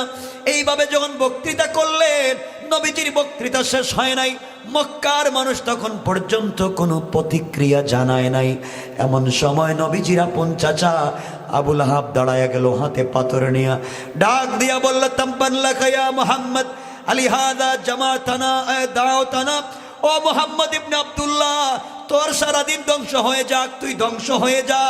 এই জন্য কি আমাদেরকে দাওয়াত করে একত্রিত করলি? এই তাওহীদের দাওয়াত দেওয়ার জন্য কি আমাদেরকে আনলে? তোর আল্লাহ একটা পাগল, তুইও আরো বড় পাগল। সবাই বলেন না নাউজুবিল্লাহ। মক্কার মানুষ কোনো প্রতিক্রিয়া ব্যক্ত করে নাই। এখন পর্যন্ত মক্কার মানুষ নবীজির ওয়াজ শুনে কোনো কিছু বলে না। সবার আগে বিশ্ব নবীকে গালি দিল যে, বাধা দিল যে, সে কি? কথা বলেন না, শুধু চাচা, শুধু আপন চাচা, বিয়াই বিয়াই। নবীজির দুইটা মেয়েকে আবুল আহাবের দুই ছেলে উতবা এবং উতাইবার কাছে বিয়ে দিয়েছিলেন। বিয়াইও, চাচাও। আরেকটা বড় পরিচয়, সেটা হচ্ছে নবীজির ঘরের লোক। চাচা কি বাইরের লোক হয় না ঘরের লোক? তাহলে যেই ব্যক্তি সর্বপ্রথম দ্বীনের দাওয়াতে বাধা দিল, সে বাহিরের লোক না ঘরের লোক? কথা বলেন না কেন? আজকালকে আমরাও দ্বীনের দাওয়াত দেই, যারা দ্বীনের দাওয়াত দেয় পাবলিক আমাদেরকে বাধা দেয় না, আমাদেরকে সর্বপ্রথম বাধা দেয় আমাদের মতো পাঞ্জাবিওয়ালা, টুপিওয়ালা ঘরের লোক। ওই যে আগের সিস্টেমটা বুঝেন না মনে হয়? আচ্ছা, আমার বন্ধুগণ, আমার চাচা আমার যায় আসে না। অগমনী আমাকে মারতে চাইছে, আমার যায় আসে না। আমার দাড়ি ধরে টেনে হেঁচড়ে ফেলে দিয়েছে, আমার যায় আসে না। কিন্তু আল্লাহ তাআলা তোমাকে পাগল বলে গালি দিয়েছে, আমার সহ্য হয় না। আল্লাহ ডাক দিয়ে বললেন, বন্ধুরে, আমাকে গালি দিয়েছে, আমারও যায় আসে না। আমার কোরআনকে গালি দিয়েছে, আমার যায় আসে না। কিন্তু বন্ধু, যারা তোমাকে গালি দিয়েছে, সে ঘরের লোক হোক আর যাই হোক, আমি আল্লাহ তাদেরকে ছেড়ে দেব না। কে বলেছেন? আল্লাহ। ছেড়ে দেব না। নবীজি দ্বীনের দাওয়াত দিলেন। আল্লাহ সূরা লাহাব নাজিল করে বললেন, বন্ধু, আমি আবুল আহাবের দুই হাত ধ্বংস করে দিলাম, মানে আবুল আহাবকে ধ্বংস করে দিলাম। অচিরেই সে জাহান্নামে জ্বলবে। পুরা তাফসীর করব না, অনুবাদ করে করে যাব। শেষের দিকে আল্লাহ গিয়ে বললেন, ওয়ামরাআতুহু হাম্মালাতাল হাতাব। আল্লাহ বললেন, শুধু আবু জাহালকে ধ্বংস করি নাই, আবু জাহালের স্ত্রী উম্মে জামিল, তাকেও আমি আল্লাহ ধ্বংস করলাম। উম্মে জামিলকে কেন আল্লাহ ধ্বংস করলেন? উম্মে জামিলকে ধ্বংস করার দুটা কারণ। উম্মে জামিল ঘরে ঘরে গিয়ে বদনাম করতো, তোমরা কে রে? তোমরা কি চিনো? মুহাম্মদ ইবনে আব্দুল্লাহকে চিনো না? ও আমার ভাতিজা, এবং আমার জামাই দুইটা মেয়েকে বিয়ে করেছে, ওকে তোমরা চিনো না, ও খারাপ লোকর ধারে কাছে যাইও না। এইভাবে আমার নবীর বদনাম করত, দিনের রাস্তায় কাটা ফেলে দিত। আল্লাহ বলছেন, ওগো নবীজি, আবুল আহাবকে শুধু ধ্বংস করলাম তা না, আবুল আহাবের স্ত্রী উম্মে জামিলকেও আমি আল্লাহ রাব্বুল ইজ্জত ওয়াল জালাল ধ্বংস করে দিলাম। কান সুবহানাল্লাহ। আবুল আহাবের স্ত্রীর বিরুদ্ধে যখন আয়াত নাজিল হইছে, হাম্মালাতাল হাতাব, গরম হয়ে গেছে। কি হইছে? কি হইছে? গরম। রাস্তায় এসে দুইটা পাথর নিচে, বড় বড় পাথর নিয়ে খুঁজতেছে, নবীজি কই? মহিলা, এমন মহিলা বাংলাদেশে আসেনি? আছে? ওরে আল্লাহ রে আল্লাহ, খাইছে। হাতে পাথর নিছে, রসুলে পাককে মারবে। দুইটা পাথর নিয়ে রাস্তায় দৌড় শুরু করেছে। এদিকে আমার নবী আখিরি জামানার পয়গম্বর জনাবে মুহাম্মদ রাসূলুল্লাহ সাল্লাল্লাহু আলাইহি ওয়াসাল্লাম কাবা চত্বরে আবু বকর শুয়ে আছেন। আবু বকরের উরুর উপরে, রানের উপরে বিশ্ব নবী মাথা রেখে কোরআন তেলাওয়াত করতেছেন। উম্মে জামিল দৌড়ে যায়, বিশ্ব নবীকে দুনিয়ার জমিন থেকে খতম করে দিবে। হাতের মধ্যে দুইটা বড় বড় পাথর নিয়ে যায়। কাবা চত্বরে গিয়ে দেখে আবু বকর শুয়ে আছে, আবু বকর শুয়ে আছে, আর কাউকে দেখতে পায় না। দৌড়াইয়া দৌড়াইয়া যাচ্ছে। আবু বকর যখন তাকায়া দেখলেন উম্মে জামিল আসতেছে, নবীজিকে ডেকে বললেন, ইয়া রাসূলুল্লাহ, ইয়া হাবিবাল্লাহ, আপনার চাচি এবং বিআইন উম্মে জামিল হাতের মধ্যে দুইটা পাথর নিয়ে আসতেছে, মনে হয় আপনাকে আঘাত করবে, আপনাকে মারবে। পয়গম্বরে আরবি একজন মহিলা যদি আপনার শরীরে আঘাত করে, এর চাইতে লজ্জার কিছু হতে পারে না, অপমানের কিছু হতে পারে না। আপনি আমাকে বলেন, আমি আবু বকর দাঁড়িয়ে যাই, উম্মে জামিলকে পিটাইয়া ওখান থেকে বের করে দেই। আমার নবী বললেন, আবু বকর চিন্তার কোনো কারণ নাই, উম্মে জামিল হাতের মধ্যে পাথর নিয়ে আসতেছে, আমি বিশ্ব নবীকে আঘাত করে দুনিয়ার জমিন থেকে উঠায়া দিবে। তো আমি শুয়ে আছি তোমার রানের উপরে মাথা রেখে, আমি এই মুহূর্তে কোরআন তেলাওয়াত করব। আল্লাহ রাব্বুল ইজ্জত ওয়াল জালাল বলেছেন, বন্ধুরে, কোন বেঈমান বেদ্দিন কাফের যদি আপনাকে মারার জন্য আসে, আক্রমণ করার জন্য আসে, আপনি শুধুমাত্র কেবলমাত্র আমার কোরআন থেকে তেলাওয়াত করবেন। আমি আল্লাহ রাব্বুল ইজ্জত ওয়াল জালাল কথা দিলাম, এই কোরআন তেলাওয়াতের বরকতে আমি আল্লাহ ওই কাফেরদের থেকে তোমাকে হেফাজতের জিম্মাদার নিয়ে নিলাম। কান সুবহানাল্লাহ। বিশ্ব নবী কোরআন তেলাওয়াত চালিয়ে যেতে লাগলেন। উম্মে জামিল এসে আমার নবীর সামনে দাঁড়িয়ে গেল। দাঁড়িয়ে আবু বকরকে ডেকে বলছে, আবু বকর, তুমি এখানে একা একা বসে বসে কি করো? তোমার বন্ধু মুহাম্মদ ইবনে আব্দুল্লাহ কোথায়? সুবহানাল্লাহ। আবু বকর আশ্চর্য হয়ে গেলেন, কি বলে?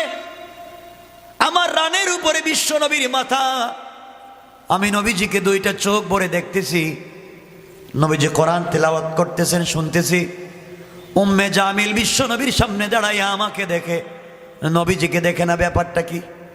ও যখন দেখে না, আমার বলার দরকার নাই। তিনি বললেন, তুমি যখন হাতে পাথর নিয়ে আসছো, খুঁজা দেখো কই আছে। সুবহানাল্লাহ।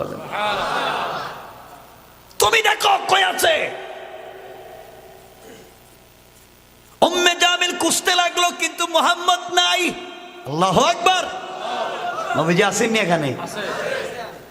আবু বকর কই, কি রে, বুঝতে পারলাম না, ও আমারে দেখে রসুলের দেখে না কেন? এত জোরে জোরে তিলাওয়াত করেন, আরে তাফসীর করতেছে সূরা আল-আহজাব। শোনেন, আমারে দেখে নবীজিরে দেখে না, ব্যাপারটা কি? যা, এটা নতুন কথা নয়, এটা নতুন কথা নয়। মুসা আলাইহিস সালামের জামানায় সেম একটা ঘটনা, এক দুই মিনিটে বলি, এটা কোরআনের এই সূরা সংশ্লিষ্ট। ফেরাউন যখন ঘোষণা করলো মুসা পৃথিবীতে আসতে পারবে না, ঘটনা বলছি না, শুধু বুঝাচ্ছি, এই পৃথিবীতে মুসা নামে কেউ আসতে পারবে না, কেন? স্বপ্নে দেখেছে মুসা আসলে তার ফেরাউনই শেষ। কথা বলেন না? এজন্যে ফেরাউনের ছেলেদেরকে শুধু জবাই করে, জন্ম নিলেই মারে। তো যেই বছর জবাই করে মারে, এইভাবে চলতে লাগলো কয়েক বছর। মারতে মারতে দেশে পুরুষ শূন্য হয়ে গেছে। সবাই বলল, স্যার এভাবে যদি মায়ের শুরু করেন তো আমাদের কাজ করার মতো তো লোক নাই, তাহলে 1 বছরের ছেলেদেরকে ছাইড়া দেন আর 1 বছরের বাচ্চাদেরকে মাইরে ফেলান। ঠিক আছে। যেই বছর মারার কথা, এই বছর জন্ম নিয়েছেন মুসা। আল্লাহ একবার বললেন না? আল্লাহ কয়, ও ফেরাউন, তুই মুসারে আটকাইতে চাস আর আমি আল্লাহ মুসারে দিতে চাই। তুই কৌশল করছস বাচ্চাদেরকে কচু কাটা করে মুসাকে আটকাবে, আর আমি চাইলাম মুসাকে তোর গড়ি দিব। আর আসতে কোন ওই তুই কি কৌশল করিস? আমার মতো কৌশল পারবে? আল্লাহ কোরআনে বলছেন, ওয়া মাকারু ওয়া মাকারাল্লাহ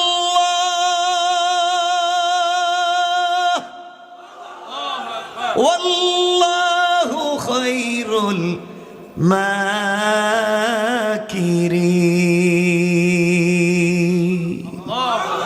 তুই কিসের কৌশল করবে আমার সাথে? যা তোর কৌশল নিয়ে আটকা মুসাকে, তুই আটকাবে আর আমি দিব। আয় খেলা হবে। ওমা, আপনার হাসেন দেখেছে খেলা হবে শুনে? আমি তো বুঝলাম না, খেলা হবে শুনলে হাসে কেন? হয়েছে নাকি খেলা আপনাদের এলাকায়? হয় না? এক পাগলা পাগলা পাগলা বলছিল নদীর ওই পার থেকে খেলা হবে। এমন খেলা শুরু হয়েছে নোয়াখালীতে, কোন তার বিরুদ্ধে জুতার মিছিল। ঠিক কিনা বলেন? খেলা হবে। পাগলা বুঝেও না কেমনে খেলাইতে হয়। এখন যে জুতার মিছিল আরম্ভ হইল, কষ্ট পাচ্ছেন আমার কথায়? কত কথাই তো মনে আসে, এমনি বিপদে আছে, এমনি বিপদে। ভাই তো কান্না করে দিছিল, এই জন্য আসছি। হুজুর আমি শেষ মরে যাবো, আপনি যদি না আসেন আজকে। এ আসছে, আপনার দেখছি কষ্ট হচ্ছে। কষ্ট হয় না? ডায়াবেটিস নাই? কই কি শোনেন তাইলে কয়েক মিনিট। আমার বন্ধুগণ, আল্লাহ বলছেন ফেরাউন খেলা হবে, তুই আটকা, আমি দিব। সুবহানাল্লাহ বলেন। যেই বছর কাটবে, এই বছর মুসা জন্ম নিয়েছেন। তো মুসা জন্ম নেওয়ার পরেই ফেরাউনের কাজ হলো প্রত্যেক দিন প্রত্যেক গ্রামে তার গোয়েন্দা আছে, প্রত্যেক ঘরে ঘরে গিয়া দেখে বাচ্চা হয়েছে নি, হইলি কাটা। চিন্তা করতেছেন কেমন কাজ করছে? হইলি জবাই।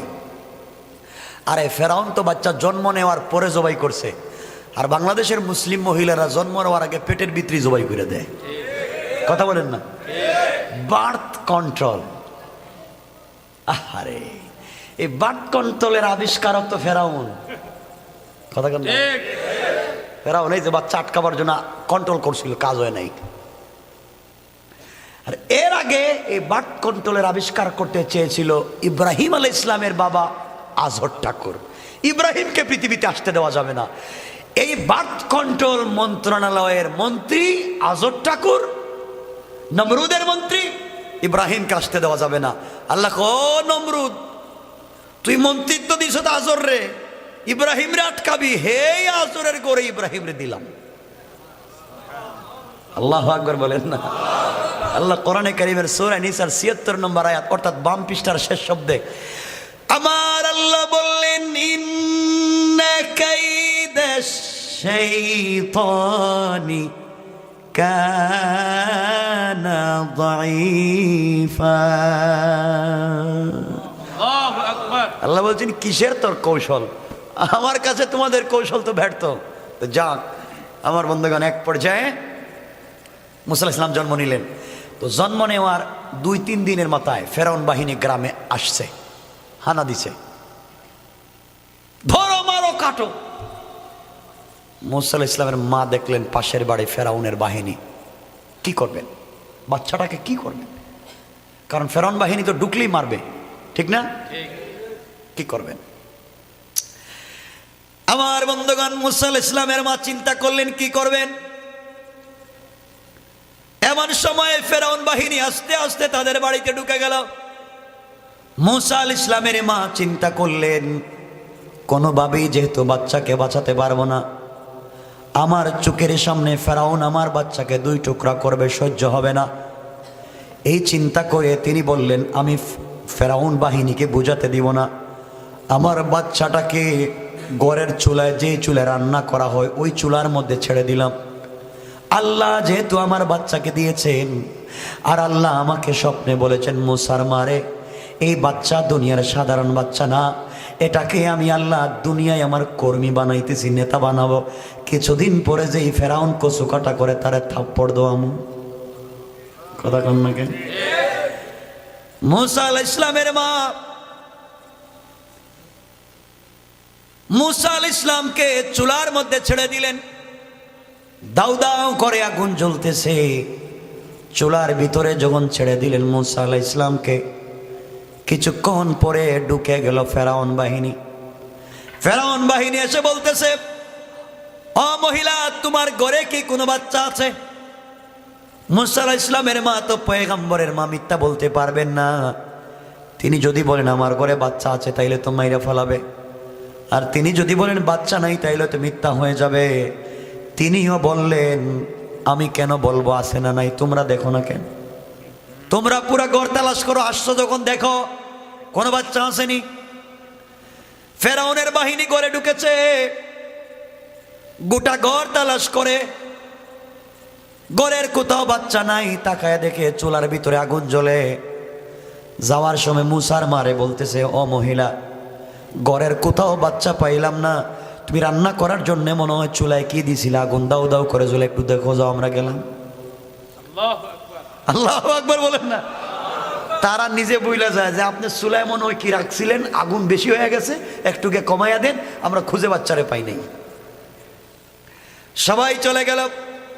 মুসার মা চিন্তা করলেন, আমার বাচ্চা জ্বলে পুড়ে শেষ। দেখেন দূর থেকে তাকায়া দেখেন ধাউ ধাউ করে আগুন জ্বলে। কলিজা ছেড়া চিৎকার করে চুলার কাছে গেলেন, গিয়ে দেখেন হযরতে মুসা কালিমুল্লাহ দাউ দাউ করা জ্বলা অগ্নির মধ্যখানে বসে বসে জান্নাতের ফল নিয়ে খেলা করে। আল্লাহু আকবার! কে করেছেন? কে করেছেন? আল্লাহ। আল্লাহ বাঁচায় দিলেন। এবার মুসার মা চিন্তা করলেন, বাচ্চাটাকে তো আবার 2 দিন পরে ফেরাউন বাহিনী আসবে, কি করি? স্বপ্নে তো আল্লাহ আমাকে বলেছিলেন বিপদ হলে বাচ্চাটাকে সিন্ধুকে ঢুকাইয়া নদীতে ছেড়া দেওয়ার জন্য। কে জানি আমার এগুলা স্বপ্নে বলে, আমি তো বুঝি না। এখন আমি সিন্ধুক বানাবো কোথায়, মিস্ত্রি পাবো কোথায়? কথা বুঝেননি? সিন্ধুক বানাবার জন্য তোড়জোড় শুরু করে দিলেন। আবার ফেরাউন বাহিনী আসার আগে ফেলে দিতে হবে। সকালবেলা ঘরের দরজার সামনে বৈশা বৈশা মুসার মা কান্না করেন, আল্লাহ মিস্ত্রি কোথায় পাবো? টাকা নাই, পয়সা নাই, শুধু আছে কাঠ। কাঠ তক্তা আছে, কিন্তু মিস্ত্রি লাগবে, লোহা লাগবে, লাগবে না? এত কিছু কোথায় পাবো? আমার টাকা নাই। মুসা আলাইহিস সালামের মা দরজার সামনে বসে আছেন। তাকায়া দেখেন মাথায় সাদা পাগড়ি, মুখে সাদা দাড়ি, সাদা একটা পাঞ্জাবি পরা, ফেরেশতার মতো একটা ভদ্র মানুষ মুসা আলাইহিস সালামের মায়ের ঘরের উঠানের সামনে হাঁটা যাওয়া করে। পিছন দিকে দেখা যায় একটা বস্তাও লটকায় রাখছে। তিনি বললেন, বাবা তুমি এখানে দৌড়াদৌড়ি করো কেন, কি সমস্যা? আমি মিস্ত্রি।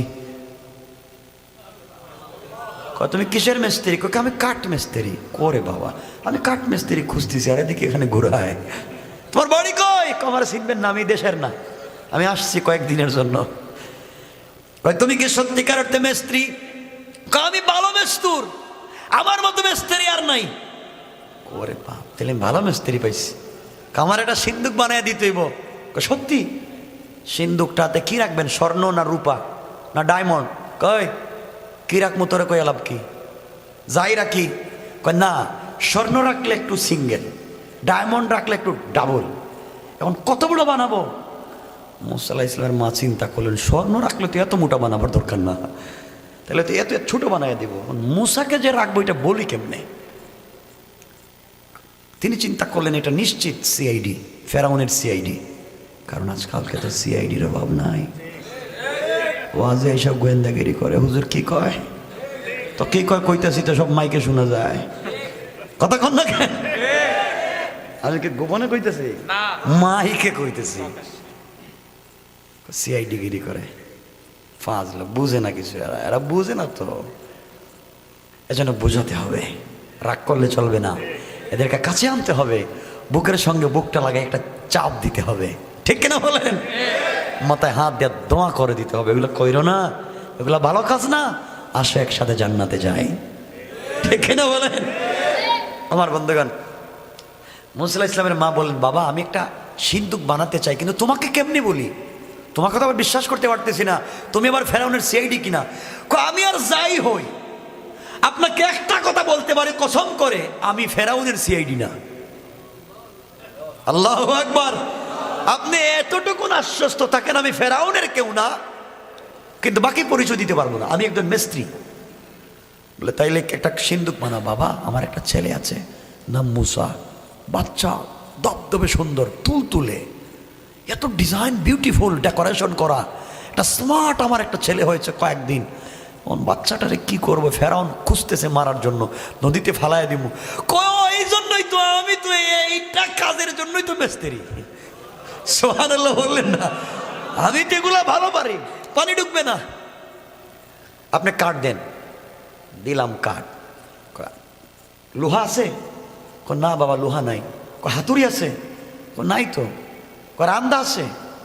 কিচ্ছু নাই তো। তাহলে আমি কি দিয়ে কাজ করে দিব? স্ত্রী কয়, মা আপনি ঘরে যান, আমি বানায় দিতেছি। মহিলা ঘরে গিয়া দরজার চৌকর দিয়ে তাকায়, দেখো কেমনে বানায়। দেখেন দুইটা কাঠ হাতে নেয় আর মুখ থেকে তুতু বাইর করে লাগায় দেয়। আল্লাহু আকবার।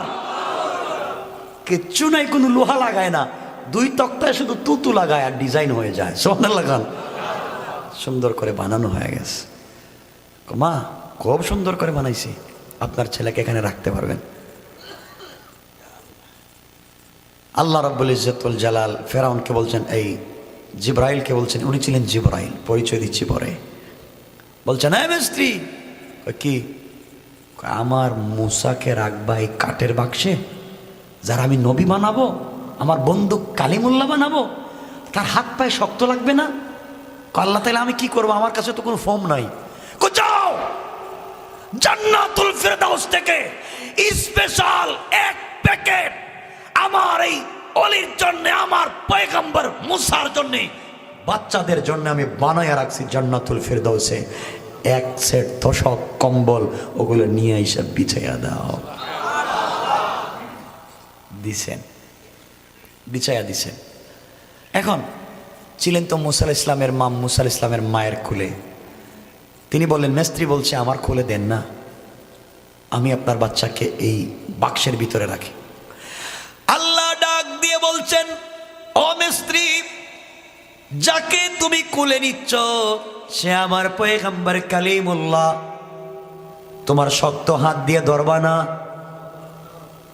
আমার বন্ধু যেন কষ্ট না পায়, হাতকে নরম করো, এত নরম করো বন্ধু যেন বুঝতে না পারে। খুলে নিছেন জিবরিল আমিন, মুসা আলাইহিস সালামকে খুলে নিছেন, বাক্সের ভিতরে দিছেন।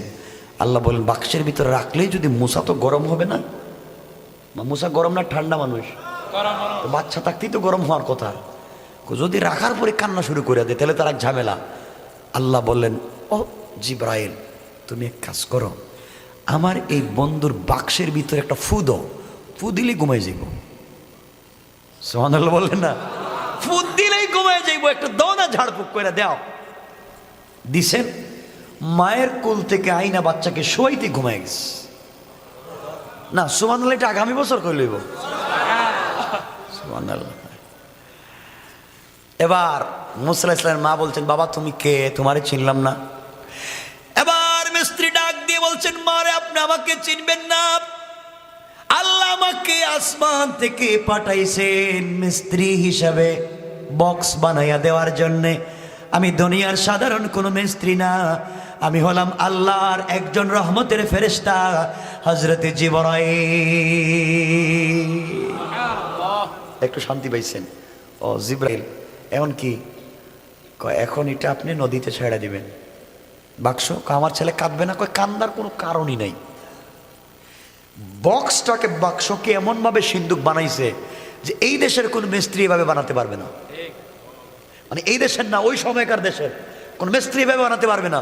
কারণ লোহা লাগবে না, লাগবে না? এখানে লোহা আছে? কিছু নাই। ছাড়া দিয়েছেন নদীতে। 1-2 মিনিটে বইলে দিব। নদীতে ছাড়ার পরে মুসা আলাইহিস সালামের মা তার এক বোনকে বলছেন, মুসার বোনকে বলছেন, যা তুই জঙ্গলে হাঁটবে আর আমার এই বাচ্চার বাক্সটা নদীতে যাবে, দেখ কোথায় যায়। আমার বন্ধুগণ, মুসা আলাইহিস সালামের বোন জঙ্গল দিয়ে হাঁটে আর বাক্স সামনের দিকে যায়। যেতে যেতে সহিহ riwayat ফেরাউনের নদীর ঘাটে গিয়ে পৌঁছে গেল। পৌঁছার পরে ফেরাউনের স্ত্রী হযরতে আসিয়ার জন্য 2 জন দাসী ছিল। কেউ বলেছেন তাদের একটা পালক মেয়ে ছিল, তার 2 জন দাসী ছিল। নদীতে পানি নেওয়ার জন্য এসেছিল। তারা এসে দেখে তো ডিজাইন করে একটা বাক্স সিন্দুক। 2 জন চিন্তা করে চুরি করে নেওয়া যাওয়ার সময় হয়তো বাদশার বাড়ি থেকে পানিতে ফালায়া গেছে, এর ভিতরে স্বর্ণালঙ্কার আছে, আমরা নিয়ে যাই।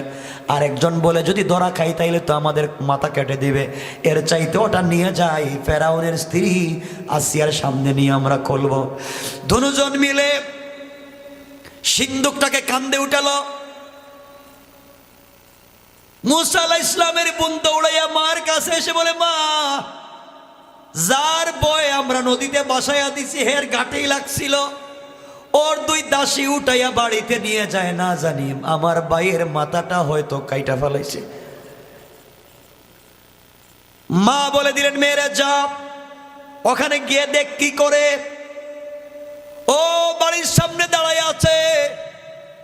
2 দাসী মিলে আসিয়ার সামনে যখন সিন্দুক রেখেছে, মা আমরা এটা নদীতে পেয়েছি, খুলে দেখেন। আসিয়া দেখে তো ডিজাইন করা, এটা কোত্থেকে এলো।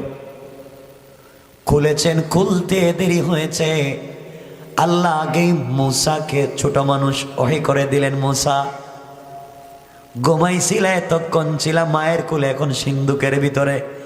যখন সিন্দুকের মুখটা খুলে দেওয়া হবে, আসিয়া যখন মুখটা খুলবে, আসিয়ার চেহারার দিকে তাকায়া তুমি একটা মুস্কি হাসি দিবা। আল্লাহু আকবার! একটা হাসিতে যেন ওর কলিজা ধইরা যায়। সিন্দুকের মুখটা খোলা হলো, খুলতে দেরি হয়েছে। মুসা আলাইহিস সালাম আসিয়ার চেহারার দিকে তাকাইয়া যখন মুস্কি হাসলেন, আসিয়ার কলিজায় লেগে গেল। টান দিয়া খুলে উঠে নিয়ে বলে, না হারে চাঁদের মতো চেহারা বাচ্চাটা, কার জানি বাচ্চা কোন দেশ থেকে আসছে, এই বাচ্চাটাকে আজকে থেকে আমি আমার ছেলে বানাইয়া দিব। কই যাইতেছে দেখতেছেন? হযরতে আসিয়া রাজ সিংহাসনে দৌড়। ফেরাউন দিকে আসো। কি হয়েছে? আসো, বহুত বড় একটা সুসংবাদ আছে। ও কি বইলা দাও, আমার মিটিং আছে। মিটিং বাদ দাও, তোমার কাছে জীবনে কিছু চাইছি আমি। আরে বসো। ফেরাউন তো বউর কথা আবার শুনে, যেমন আপনারা শুনেন, হাসে দেখে যায়। এমন বউর কথা শুনে বাংলাদেশের পাবলিক মা বাপরে আর দেখতে পারে না। কথা বলে ঠিক কিনা? মা বাপরে আর ভাল লাগে না। কত কথা বলবো, রাত্রে তো গভীর হয়ে গেছে, 11:15। না লম্বা করবো না, আপনাদের কষ্ট হচ্ছে দেখতেছে। না কয় বাংলাদেশের যুবক বিয়ের আগে ঢাকা থাকে, আমেরিকা, কানাডা, অস্ট্রেলিয়া, ফ্রান্সে থাকে। মা কেমন আছেন? বাবা কেমন আছো? ডায়াবেটিস কমছে? মা প্রেশার তোমার ঠিক আছে? সব খবর নেই। আর যেই দিন এই ভদ্র ছেলে বিয়া করে, বিয়ার পরের দিন থেকে তার লাইফে তার বউ, তার শালি, তার শালা, তার শ্বশুর শাশুড়ি ছাড়ার চৌকে কিচ্ছু দেখে না। এখন মারে টেলিফোন দেয় না, মারে আম্মা কয় না, মারে কই বুড়া, বাপরে কই বুড়া। আর শ্বশুর বাড়ি গিয়া শাশুড়ি রে, আম্মা আপনি কেন আছেন? সালামালাইকুম, আপনি আঙ্গুর খাইবেন না আপেল খাইবেন? শাশুড়িরে আঙ্গুর খাইবেন না আপেল খাইবেন? পিছনে বউ ছিল, বউ খায়, আমার আম্মা আঙ্গুর খাইবো মানে আপেল খাইবো মানে আমার মতো সব খায়। সব যখন খায় তাহলে 1 বোতল বিষ খাওয়াইয়া মাইরা ফেলাস না কেরে? সব খায়। খালি শাশুড়িরে খাওয়া, তাহলে শ্বশুর আর শাশুড়িরে খাওয়া, মা বাবার নাম নাই। এমন যুবক আছে না নাই? এমন যুবক আছে বউরের যদি কুলে লইয়া সারাদিন হাঁটতে পারে খুব শান্তি পায়, মা বাবার কথাই শুনতে পারে না। আছে না নাই? নিমক হারাম। চিন্তা করতেছেন মনে মনে, হুজুরে দাওয়াত দিছে কেন? ভালোই ছিল না আসলে। আমার বন্ধুগণ শুনেন, আসিয়া বলছেন শোনো তোমাকে একটা কথা বলতেছি, আমি তোমাকে একটা জিনিস দেখাবো, এখন তোমাকে মানা লাগবে। ওই কি? আমাদের তো কোনো বাচ্চা টাচ্চা নাই, আমার কাছে একটা জিনিস আছে, তুমি আগে দেখো এরপরে তোমাকে বলবো। কয় আচ্ছা, খুলছে বাক্স, মূসা আলাইহিস সালাম তাকায় আছেন, এই তো পাইছি আসিয়া, এটাই আমার দুশমন। কই না তোমার মাথা পাগল হয়েছে, এটা বুঝলা কেমন দুশমন? ওটা কই পাইছো? ওর চেহারার দিকে তাকাইলে আমার কলিজায় পানি থাকে না। আল্লাহু আকবার বলে। ছোট মূসা, কলিজায় পানি থাকে না। আসিয়া রে পাইছি রে, আমার শেষ। পাগল হইছো মিয়া তুমি ফেরাউন? এই ছেলে কি তোমার দেশের? আমার দেশেরই তো। কয়দি কান, বাক্সটা দেখেন তো, এটা কোন দেশের? দেখেন তো বাক্স। ফেরাউন না তো, বাক্স তো মনে হয় এই দেশের কোনো মিস্ত্রি বানাইছে না। বুঝছেনই তো, এটা অন্য কোনো দেশ থেকে বাইশা বাইশা আসছে কি, আমাদের দেশের কোনো মিস্ত্রি বানায় নাই। কোথায় ঠিক আছে দেখতেছি, এটা তো আমাদের দেশের কোনো মিস্ত্রি বানাইতে পারে না, অন্য কোনো দেশের মিস্ত্রি মনে হয়। তাহলে আপনি তো আপনার দেশের বাচ্চাদেরকে জবাই করতেছেন, অন্য দেশের বাচ্চা তো আর জবাই করার কথা না। আমাদের কোনো ছেলে মেয়ে নাই, ওইটারে লালন পালন করি না কেন? এমন সময় আল্লাহ বলছেন মুসা, ফেরাউনের দিকে তাকাই একটু হাসো না। আল্লাহু আকবার। মুসা আলাইহিস সালাম দিছে হাইসা, ফেরাউনকে আসিয়া আমার তুলে দেইটা আমার ছেলে। আল্লাহু আকবার। আল্লাহ কয় মুসা, এখন তুই লালন পালন করবি, তুই বড় করবি, তুই খাওয়াবে, এরপরে তোর জুতা দিয়ে বাড়ি দিব। ঠিক না বলে? আল্লাহ তার নাম কেমনে বুঝায় আল্লাহকে। আমার মুসলমান বন্ধুগণ, সংক্ষেপ কথা বুঝাবার জন্য শুরু করেছিলাম।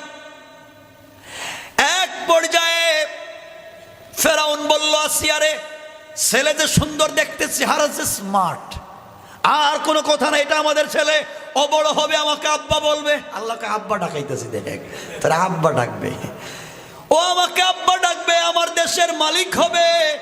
তুমি ঘোষণা করে দাও, আজকে পুরা দেশের মানুষকে আমি জবাই করে গরু খাওয়াবো, আমার ছেলে হইছে। কি খুশি তার ছেলে হইছে। পুরা দেশের মানুষকে দাওয়াত করে সে খাওয়াতে লাগলো। মুসা আলাইহিস সালাম আস্তে আস্তে বড় হলেন, মাঝে মাঝে ফেরাউন কুলে নিয়া তাকে কুলে নেয় আদর করে। মুসা একটু বড় হলেন, বসতে পারেন, এই পর্যন্ত পৌঁছে গেলেন। একদিন আইসা বলছে আসিয়া, তুমি দেও না, সারাদিন বাচ্চারে কুলে নিয়ে থাকো, আমার ছেলেকে আমার কুলে দেও। যেই সময় আসিয়া ফেরাউনের কুলে দিতে দেরি হয়েছে, এমন সময় ফেরাউন মুসা আলাইহিস সালামকে চুম্বন দেওয়ার জন্য তার ঠোঁটটা মুসার কাছে আনছে। মুসা কোনো কথা নাই, আচ্ছা মতো একটা চর তার গালে মাইরা দিছে। কাছে এটা কি? এত 30 মন ওজনের দেখতেছি, এটাই আমার দুশ্মন রে যে মায়ের দিছে। কয় মিয়া আপনার তো পাগল হয়েছে, একটা বাচ্চা কিছু বুঝে না, আপনার একটা মায়ের দিছে, হয়তো ভুলে একটা পড়ে গেছে, এখন এটা হয়ে গেছে আপনার দুশ্মন। কয় না রে আসিয়া, বাচ্চা যতই ছোট হোক, থাপ্পড় তো আমার কলিজায় ধরে গেছে গা। বুঝতেছেন আমার বন্ধুগণ? মুসা কয় না, ফেরাউন কয় না না না, এটা বোঝা লাগবে। ওই কেমনে বুঝবেন? লম্বা রেওয়ায়েত, এক জায়গায় রাখছে আঙ্গারা, আগুনের টুকরা, আরেক জায়গায় রাখছে স্বর্ণ অথবা খেজুর, খোরমা, যে কোনো জিনিস। আসিয়া এখন দেখবো কোনটায় ধরে। যদি আগুনে ধরে বুঝবো বুঝে না, স্বর্ণ অথবা খোরমায় ধরে বুঝবো সব বুঝে, ওরে আজকে কাইটা ফেলাম। ওই ঠিক আছে, কাইটা ফেলাই।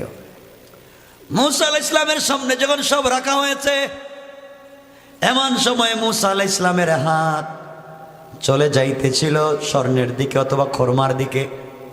হযরতে জিবরিল আমিন আইসা টান দিয়ে হাতটা আগুনের মধ্যে লাগাইয়া দিছেন। আগুনে যখন হাত লেগে গেছে, কান্না শুরু করে, মুখের মধ্যে আঙ্গুল দিছেন, জিহ্বা পুড়ে গেছে।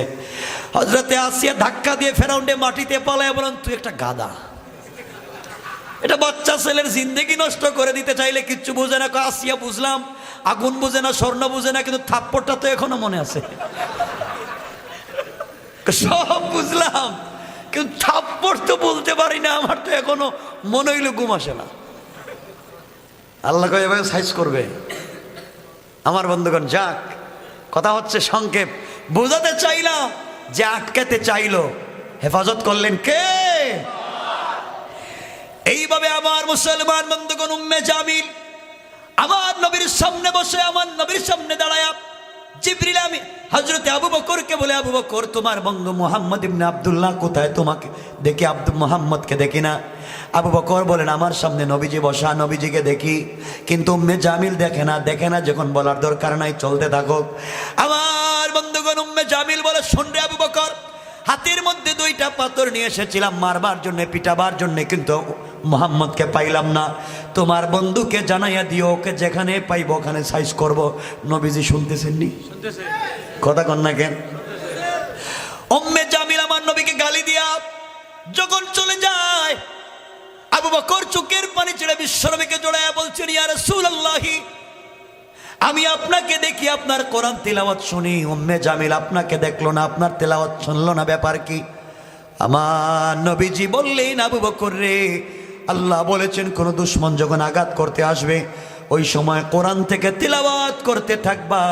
আমি আল্লাহ হিজাবাম মাসতুরা, আকাশ থেকে একটা গোপন পর্দা পাঠাইয়া কাফের আর বিশ্ব নবীর মধ্যখানে আমি আল্লাহ পার্টিশন সৃষ্টি করে দেই। কোন সুবহানাল্লাহ।